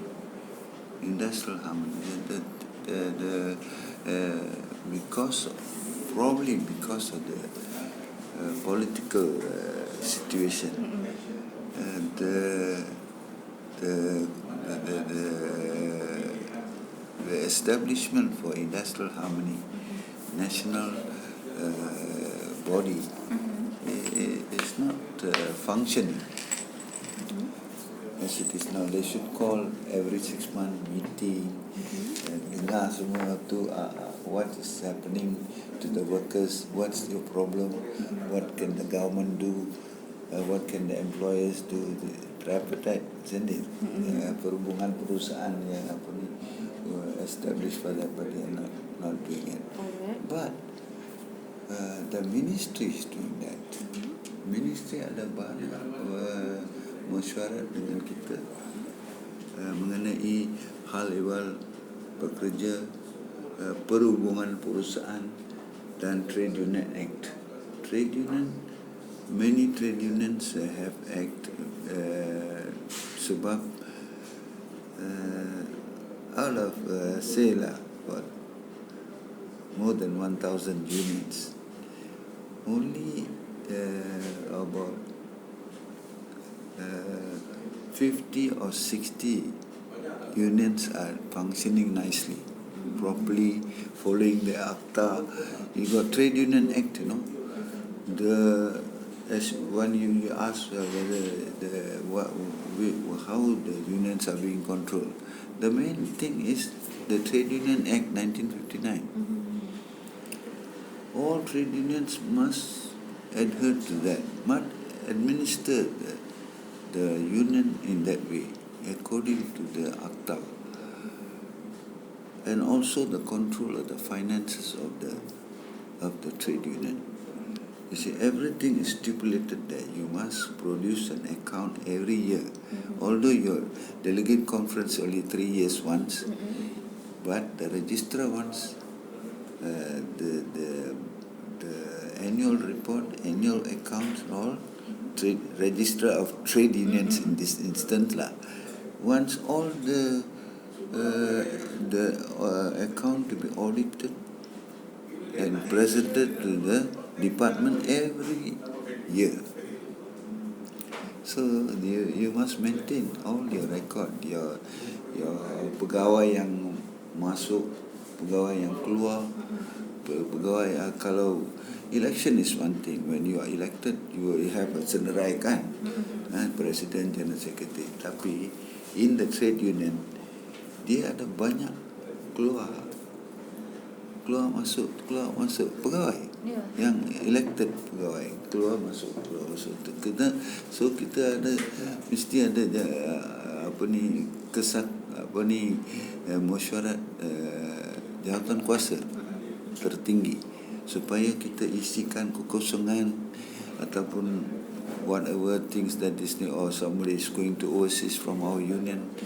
Just now he said, we are training people sent to overseas to make sure that they are not like a frog under the coconut tree, something like that.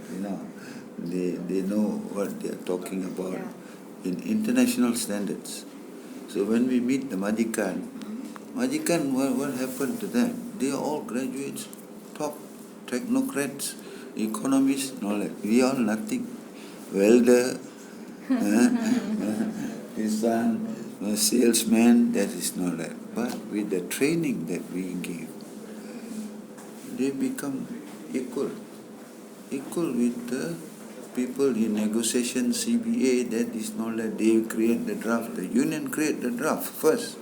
We create the draft first and give to the company. We want this. We got 100 articles there, including salary salary adjustment, increment. Beside bonus and all that, we got other items, maternity leave on trade union, many things.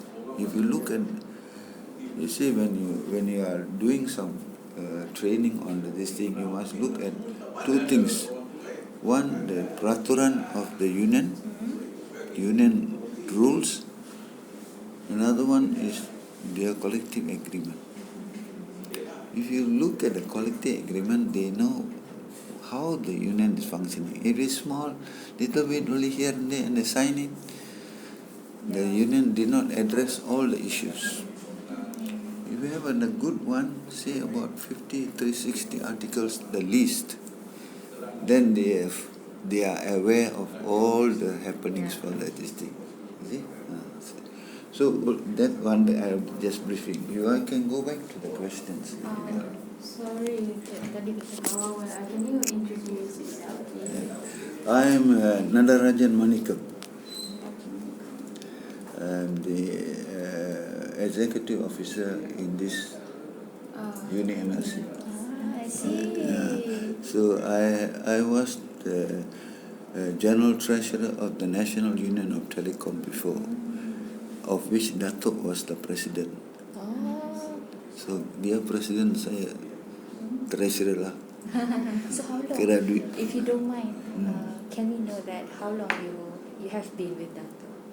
With Datuk about 32 years. 32 years. 30 years lah.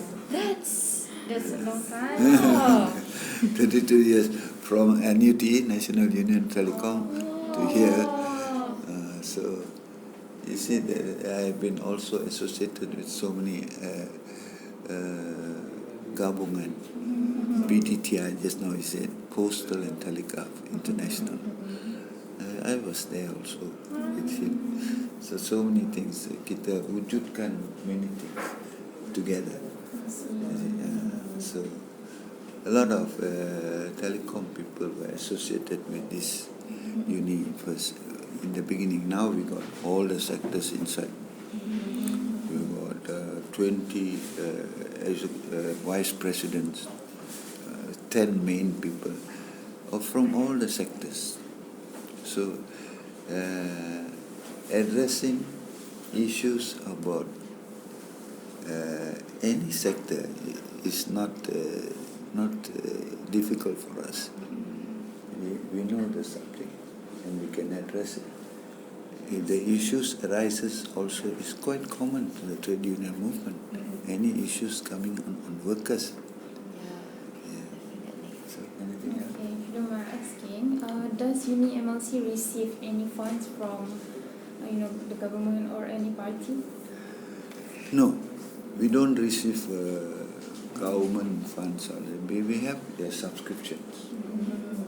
We have 104 affiliates, 84 trade unions, and a few others associations, but connected with the workers. So these 104 unions or affiliates, they pay subscriptions from 100 ringgit, 250 ringgit, and 500 ringgit, as now I said. So that's a very small amount, you see. So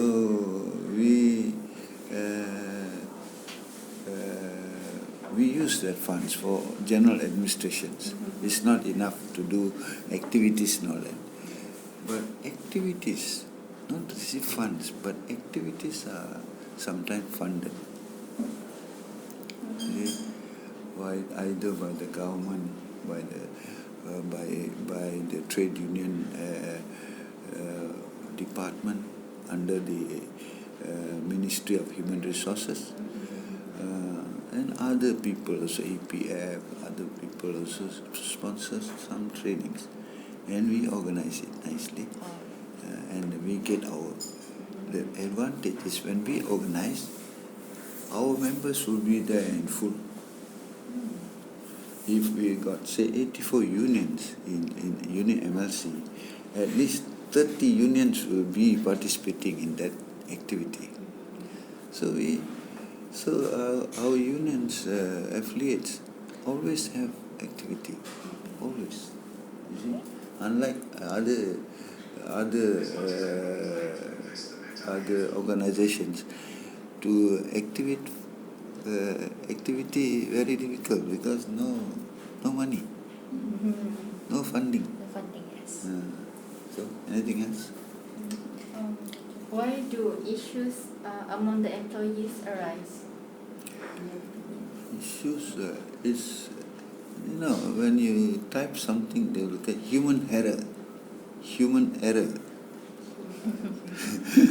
Kesilapan manusia.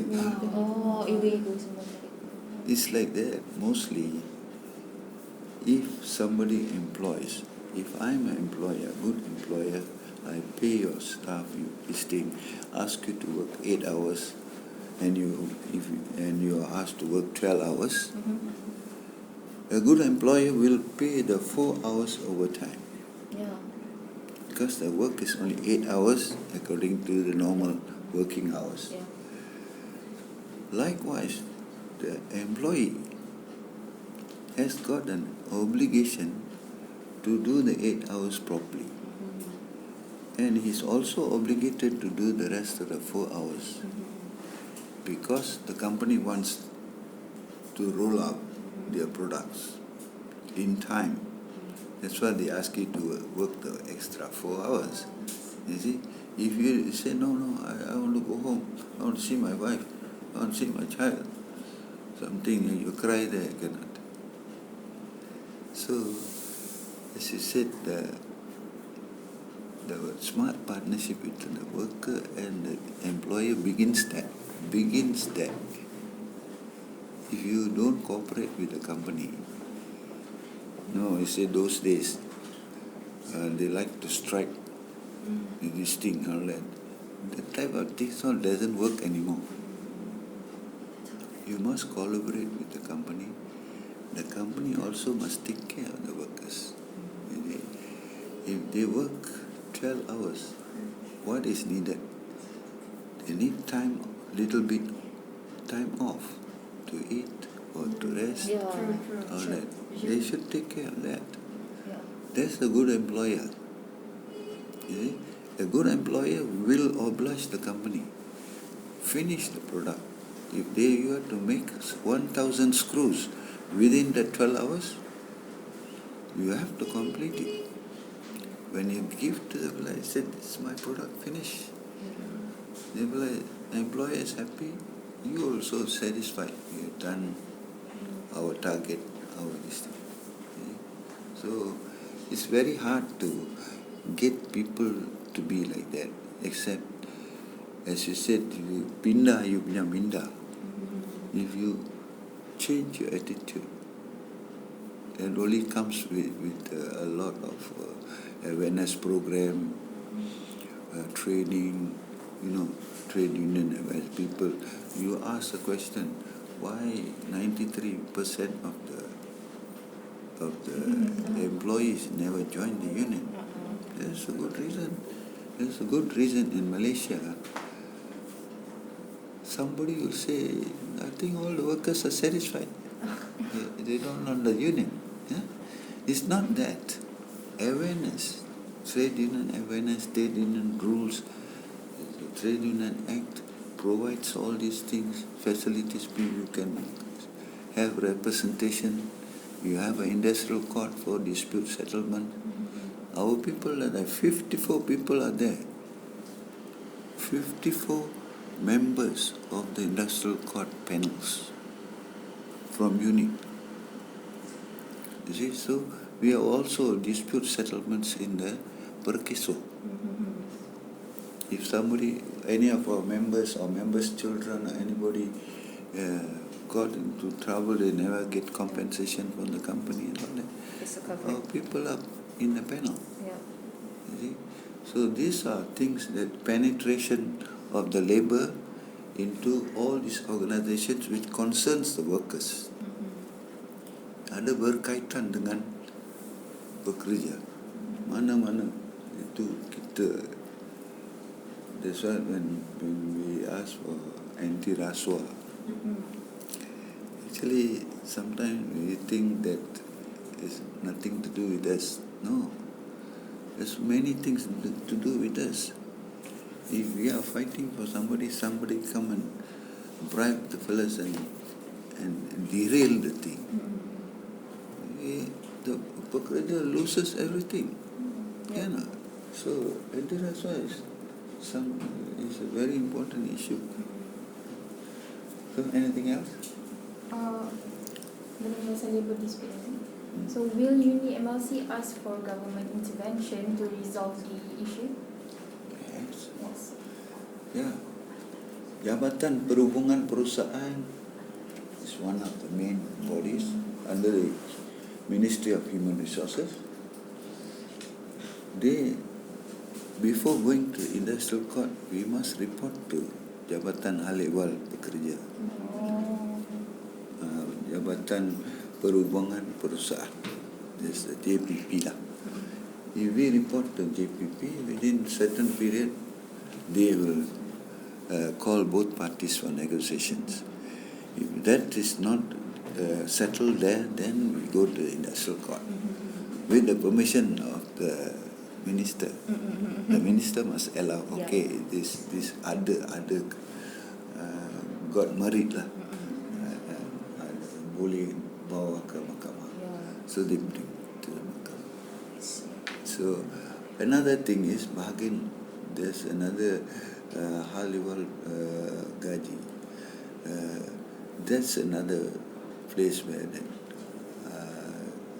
any settlement regarding salary, payments are not made. That's another department. Yes. Also under the Ministry of Human Resources. So, anything else? So, what is the success rate achieved by the UNI-MLC in representing their members? Success rate. You see, when we take up any case, if it is not a good case, UNI-MLC will not entertain it. So most of the cases that we take always have got some positive results. If not wholly, bukan semua kita dapat yang kita minta. Tapi kita ada at least negotiations, and which always has got its merits and some good results. Tapi bila satu one case goes to the mahkamah, after the mahkamah sudah jadi maximum negotiation dah buat tak jadi, so it goes to court. So we will wait for the award lah. Depending on the merit of the case. Kalau case itu yang dirujuk kepada mahkamah ada merit, dia akan dapat good award. Otherwise, it will have maybe very minimum awards. What is put in the akta perhubungan perusahaan, maybe 1 month gaji, 2 month gaji, or something like that, according to their work experience, how many years they work and all that. But if this pekerja dianiaya, that cannot, there's a different kind of award will come out. You see, if he was penalized unnecessarily and tortured or anything like that, the workers, there are some cases like that. The compensation will be quite high, awarded by the mahkamah. Depends on how we go about it and how we argue with that issue. So, can you identify the biggest achievement that has ever happened in UNI-MLC? UNI-MLC, we got mostly the recognition by the government, and putting our people into all the organizations, SOCSO board, appeal board, SOCSO appeal board, and then we are in the industrial court. So many people. Last time we don't have. When we started, nothing. So with the influence of Datuk also it's not personal interest also, personal connections also is important, personal relations. So he has, over a period, he has built that kind of relationship with the ministry, with the government, with all the people, with the unions. All this influence has given this status to UNI-MLC as one of the strongest trade union body in our country. Strongest in the Yes, country. yes. Because what the like MTUC is there. Other than MTUC, which other labour centre is functioning for people? You can take any case. Even they are, as you said, as President said, whether they are members or not members, as long as they are workers, whether migrant or local trade union members or even migrant workers, they have problem, they can always come to this centre. You will spend some time, although they are not paying subscription, nothing. But because they are workers, it's a labour centre, this one, so they can come. And they do come. You see? Some cases we can take, some we cannot take. If we find that the worker himself is at fault, we won't take the case. You hit somebody for no reason and the company sack you. You think you have a case? No. You hit the officer. Huh? And then you come back to us, you said, I was angry and I hit the boss. There's no case. In fact, you have to answer the police.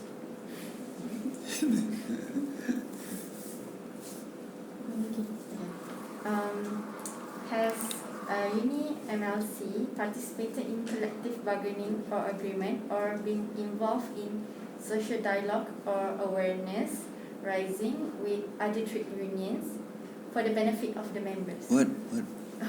The question is a bit long. Have UNI-MLC participated in collective bargaining or been involved in social dialogue with other trade unions for the benefit of its members?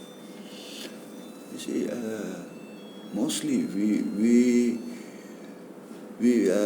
supposed to serve our affiliates. Having more than 100 unions is a lot for us. So we help our affiliates. We will even draft the thing for them. We bring them here, guide them, do the draft, everything. Even if they want some help during some companies don't mind UNI-MLC coming into there to help the union to negotiate, because under this smart partnership concept, dia boleh panggil kita as one of the people who are helping to develop the collective agreement. Because we know we have drafted in this office. You see, so many we have done, and everything, many of the things the company signed it with and we as like Dato as a witness. You see, so many collective agreements are signed with our blessing and our guidance. You see, most of our affiliates, CBA will not go to the company before being vetted by UNI. Mostly by President. That the President want to see if this collective agreement is a very important document and very important issue. So he will personally attend to it and make adjustments where it is necessary, nicely do it up, then we send to the company. But the company has difficulty because of course the demands of the workers are more than what the company can afford mostly. So they come to the collective bargaining. We will settle that mostly. And we have educated the unions not to stick to demands that cannot be achieved. The demands, you must see how the capacity of the majikan, sama ada dia mampu bayar atau tidak, mampu layan apa-apa tuntutan kesatuan pekerja. So kita kena jaga kalau boleh mesti tolak ansur, baru boleh dapat satu perjanjian yang yang dua-dua pihak happy about it. See? Not one way street. So kita always observe that, and we have trained our negotiators from the unions to do that. Some unions already functioning on their own. They can do. So last only when they have difficulty only they bring. Kalau ada 100 this thing got only dispute dalam 2-3 artikel, untuk itu saja kita kasih nasihat. Okay? So rest all they do themselves. They've been trained. Okay? Yeah.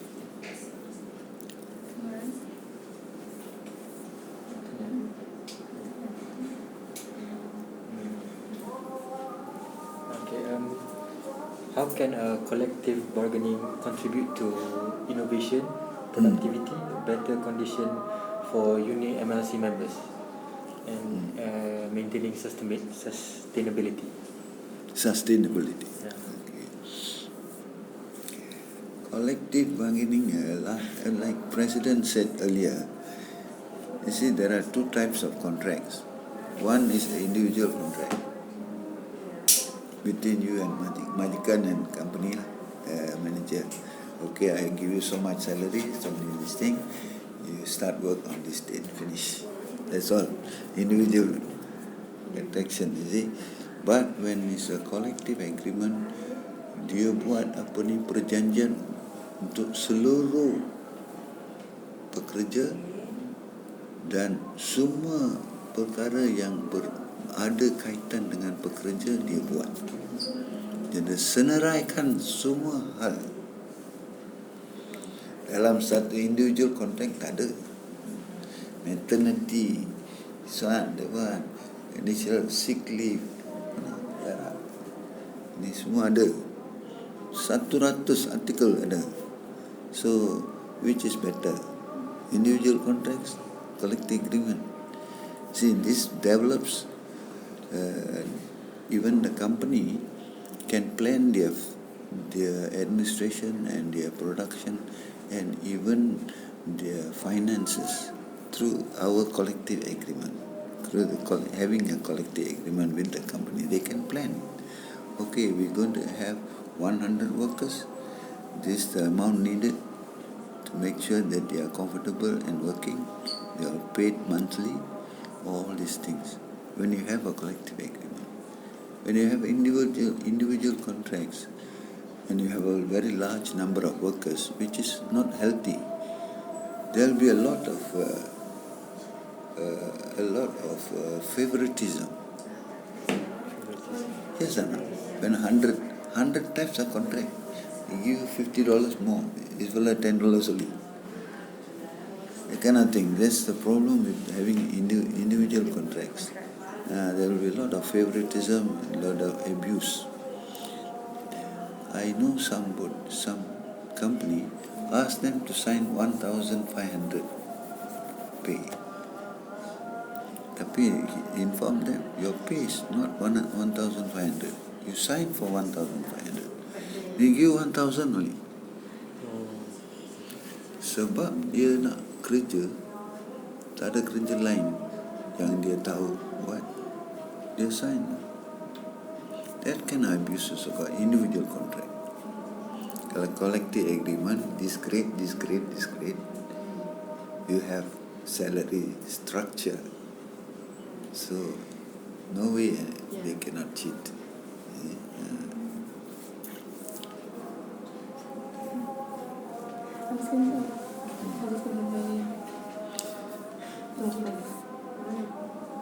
You can ask general questions also. You don't have to.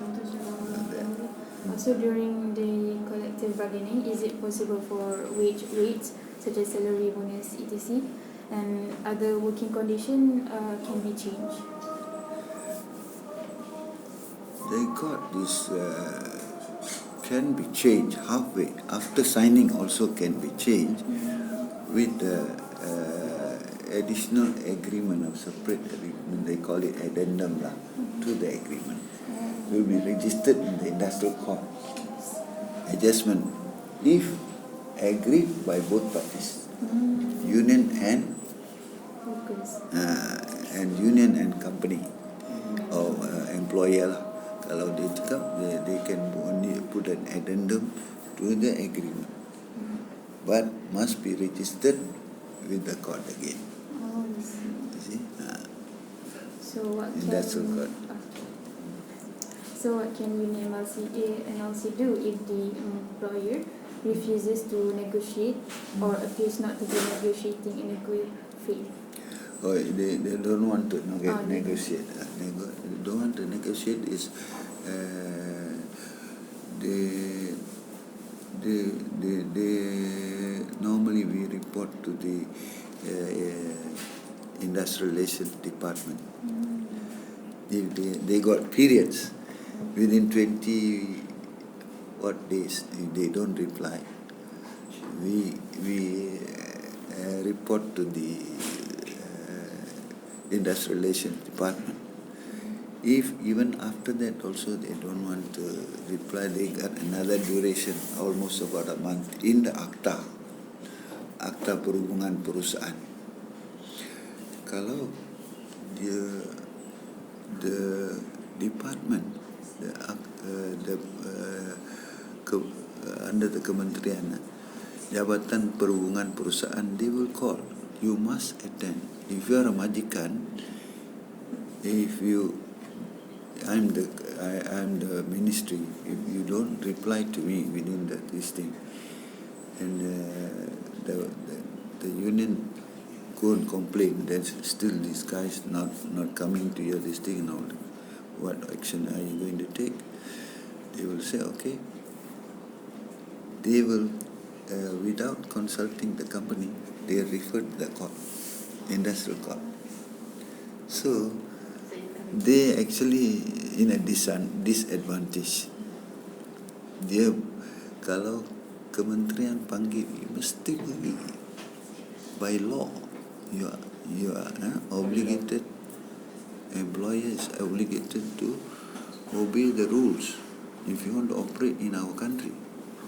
Any country, whether it's a multinational company or local company, you have to obey the akta according to the law of our land, law of the land. Actually, labour laws, especially the 3 labour laws, the Trade Union Act, Akta Kerja, and Akta Perhubungan Perusahaan. Ini 3 act dia mesti mematuhi, kan? So they cannot say I don't want to come. Then you cannot close the company lah. Okay. The next question. Okay, why should trade unions such as UNI-MLC be involved with employee welfare? Yeah. Why trade unions such as UNI-MLC should be involved within employee welfare? Okay. The pengujutan kesatuan digalakkan oleh kerajaan. And the parliament's already passed the laws, the labour laws. Okay, this is how we going to run the labour in this country, whether it's migrant labour ataupun our own labour, local labour. Dia ada peraturan, dan people need to work. People want work. People need to work. People need to feed their families. This is a normal thing. Working in any country, work. There are various types of work. Whether normal work, tafsiran worker is a different thing. But workers in general include executive, semua manager, semua, they are all workers. Actually, they're working for somebody. You see? So the working population need gabungan. When you act on your own, it's not effective. Tak effective. Kalau kita pergi cakap, shout at this thing, why I never get my maternity leave. The akta says 3 months, you give me 2 months, all that. You on your own, you go and ask. Dia will say, no lah, kita tak boleh effort lah. Tak boleh 3 bulan, tak boleh 2 bulan, you ambil, cukup. Kalau you betul 3 bulan, lepas beranak, tak payah mari kerja. What happened to you? See. So, if there is the ACTA, is a guiding principles of working in our country, the rules and roles of the employer and this thing is all specified. You see, these things are got from this kita punya heritage daripada British. The British, when they ruled India, all connection lah, world connection now. They ruled India. They found that they need some kind of regulation, rules and all that. They wujud banyak hal. The Penal Code of India is the sample for all the Commonwealth countries, including UK. So UK adapted all the rules that they wujud di UK, di Malaysia, apabila dia ada tu. So kita macam satu hadiah lah. Sudah ada sediakan semua hal. Perhubungan perusahaan, akta kerja, akta kesatuan sekerja, semua sudah ada. Apabila kita independen, kita punya pentadbiran negara dan constitution, dalam constitution pun freedom of association is there. Rule 10 of our federal constitution. Just now the President ada sebut Rule 10 kan. Rule 10 give freedom of speech, freedom of association to us. So tak ada akta pun, constitution ada kan. So kita bekerja dan rakyat dilindungi oleh rule of law, including labor laws. You see? So that's what we selamat. Sebab ada kita boleh tengok ada negara-negara barat yang mewah semua tu walking 300 kilometers running away from battle. 300 kilometers daripada ini negara kepada Poland. Now conflict with Russia and the other country, Ukraine. From Ukraine headquarters, Kyiv or something like that, capital city. 300 kilometers walking. Have you seen any European players walking? They are walking, no food, no water. So this thing can happen. So kita mesti syukurlah. Kita ada law. Sebelum kita independent pun kita ada law. Rule of law is the method in our country. So we'll fight. The unions will fight to maintain that. Frontliner. Yes, bila ada masalah. Bila tak ada masalah, masalah politik, biarlah dia orang politician buat itulah. Ya. Kita tahu banyak problem dengan politik. Sebab pikiran leadership tak ada lurus. Kalau dia punya pikiran lurus, dia akan cakap union is right. Correct, dia buat. Kita buat. Yeah, anything else? So next is in the event that there is a disagreement in terms of bonus, ESOS or company share, how does UNI-MLC tackle the issue with its members' employee?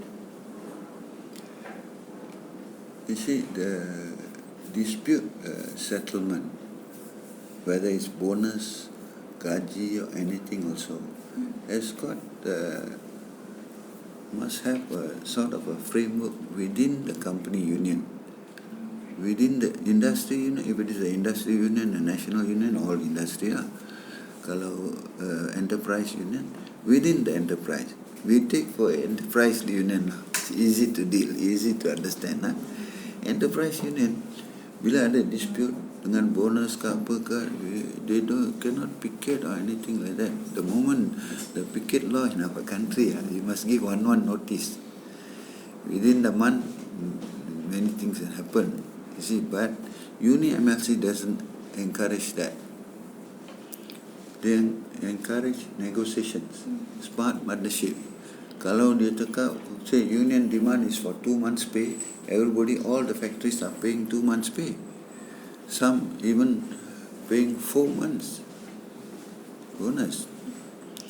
So if the company said, we can only pay 1 month, minimum lah, they cakap we can make 1 month pay. If there is a dispute, that means the union has been asking for 2 months. We want minimum. We are so reasonable. We don't want 4 months, 5 months like some companies say. The banks are paying 6 months bonus, no? In actual fact, Maybank pay 6 months bonus. Tak tahu sekarang COVID tak tahu lah. Earlier they have been paying 6 months bonus. Normal union, enterprise union, factory unions, they can only claim 2 months or something like that. So when it comes to compromise, I take one example, negotiated. One of the packaging union, they offered half month bonus. Sebab apa? That company dalam akaun dia rugi. Rugi, kalau rugi, sepatutnya kosong bonus. So dia mampu bayar somehow some other fund setengah bulan bonus. You want to accept or not? Hari Raya coming, something coming, celebration all coming. So union said, okay, we can negotiate, boleh kasih sikit lebih, no? Cannot, half month. So kita tengok, dia ambil, took the half month. Tapi dia punya gaji dalam lingkungan 2,000 ke atas. So minimum all the fellows will get 1 bulan gaji. 1,000. Hello. I'm in a meeting, Abu. Okay. I will call you. Okay, bye. Sorry, ya. So, dia accept. Today, dengan company, dengan this thing, they have very good relationship. Bila dia minta cuti atas tugas-tugas kesatuan, dia bagi. Some don't give. But this company give. Because the union compromise. Dia nak went along with this thing because the situasi dia punya tu dalam kerugian. So many companies are in that kind of situation now. So when COVID attacked the thing, banyak company either they close or they reduce the staff. So any other question? The concept of labour welfare is flexible and elastic and differ widely from the time, especially in the pandemic COVID-19. What is your view about this concept? Okay. Labour welfare. Labour welfare. The concept of labour welfare is flexible and elastic and differ widely within time. Flexible during COVID. Yes. During COVID, of course, most of the unions have been very tolerant. And then we also those who lost their job and all that, is that the unions help them through perkeso. They got compensation, they got some temporary relief, financial relief, and then they also through SOCSO we also search alternative jobs for them when they lost job. You see, so many things that we normally couldn't help. The company also is not in a position, not in a financial position to help the workers, and they dismiss them. When they were dismissed, probably they gave them the bare minimum of this thing, either 1 month gaji or something like that. So when they are looking for job, the Perkeso gave them 3 months salary, normal salary, and after that they give them a little bit more help for the next 3 months and all that. And also you all know that they also search for them, till now also they are searching for jobs to fit them where they can fit. Some people, they are not very choosy. You want work in a restaurant, they setuju. The fellow was a technician. So many things happened during COVID like that. People, engineers, technicians, technical people, experts all come down and did ordinary jobs. You see, below their rank. You see, a mechanical engineer that I know is driving Lala, move. Engineer with a 8,000 ringgit salary, no job. The industrial court, the case went up to industrial court and they paid them. He got a 30,000 award. 30,000 is nothing much for him. 4 months pay, that's all. You see? I mean, for you and me, big amount. For them, no, driving big car, installment is 2,000. You see? So like that. So there's a lot of help that the unions gave, but not to the expectation of the workers. Not enough. Their children were suffering, their wives and family all suffering a lot. You see, till now also many of them have not recovered from all the problems that arose because of COVID. The recovery is very slow, I can say that. People can say in the radio everything is giving, or they are giving a lot of, government is helping, but employers, no, they are keeping their money. And the money is, I read, money is not in everybody's hand, in only very few people's hand. That's the problem, that the distribution, the distribution of the wealth of the nation is not spread to everybody. In very few hands. That's why sometimes we are suffering.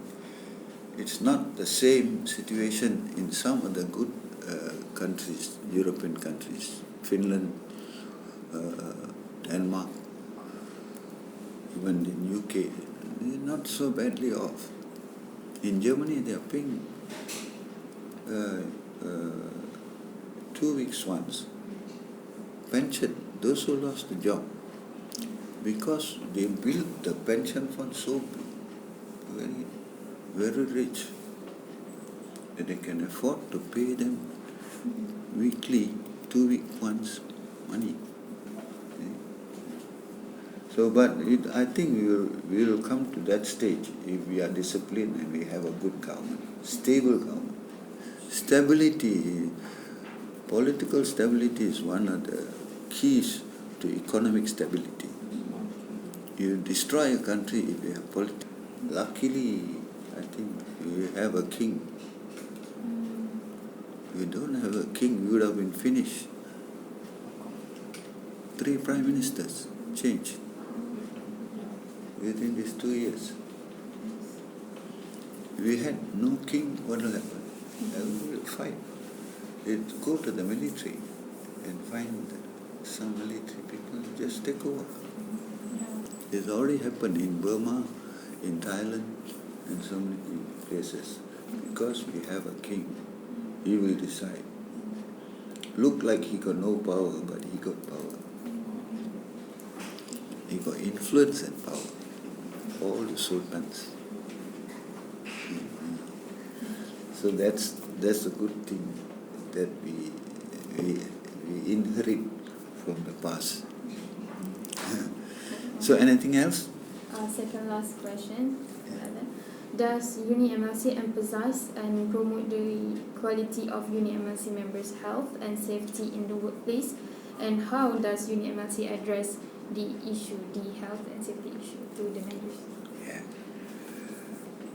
See,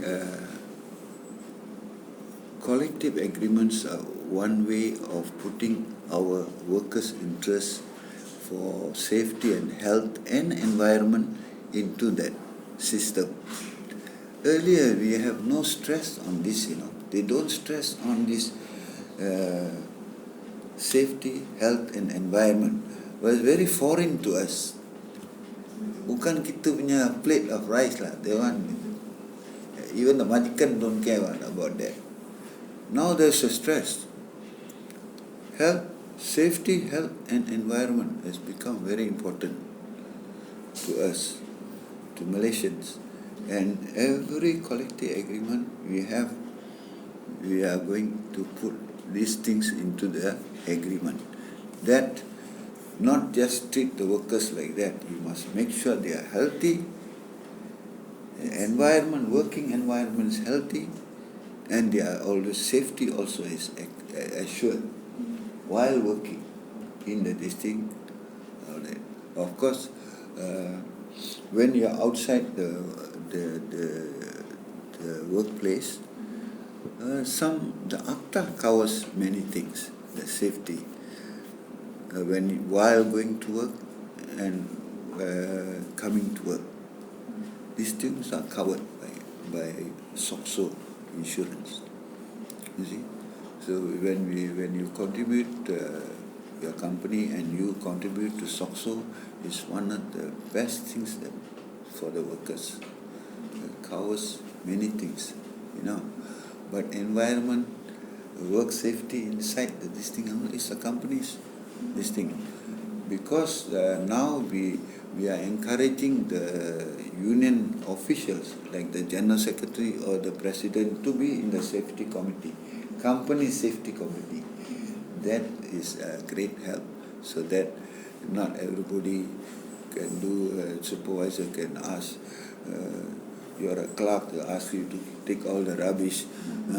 All that kind of things all cannot be done. It happens in some place. You see, when you are employed as an engineer, you don't carry things. The workers will carry. You carry equipment. Workers will carry. This is tahap kerja. And of course, if the engineer himself want to assist, it's okay. Tapi bukan dia punya kerja.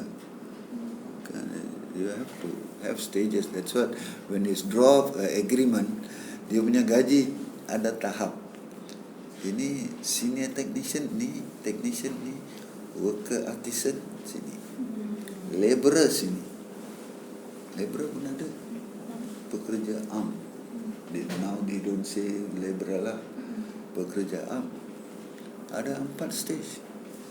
Semua dia ada dia punya tahap dia work criteria lah.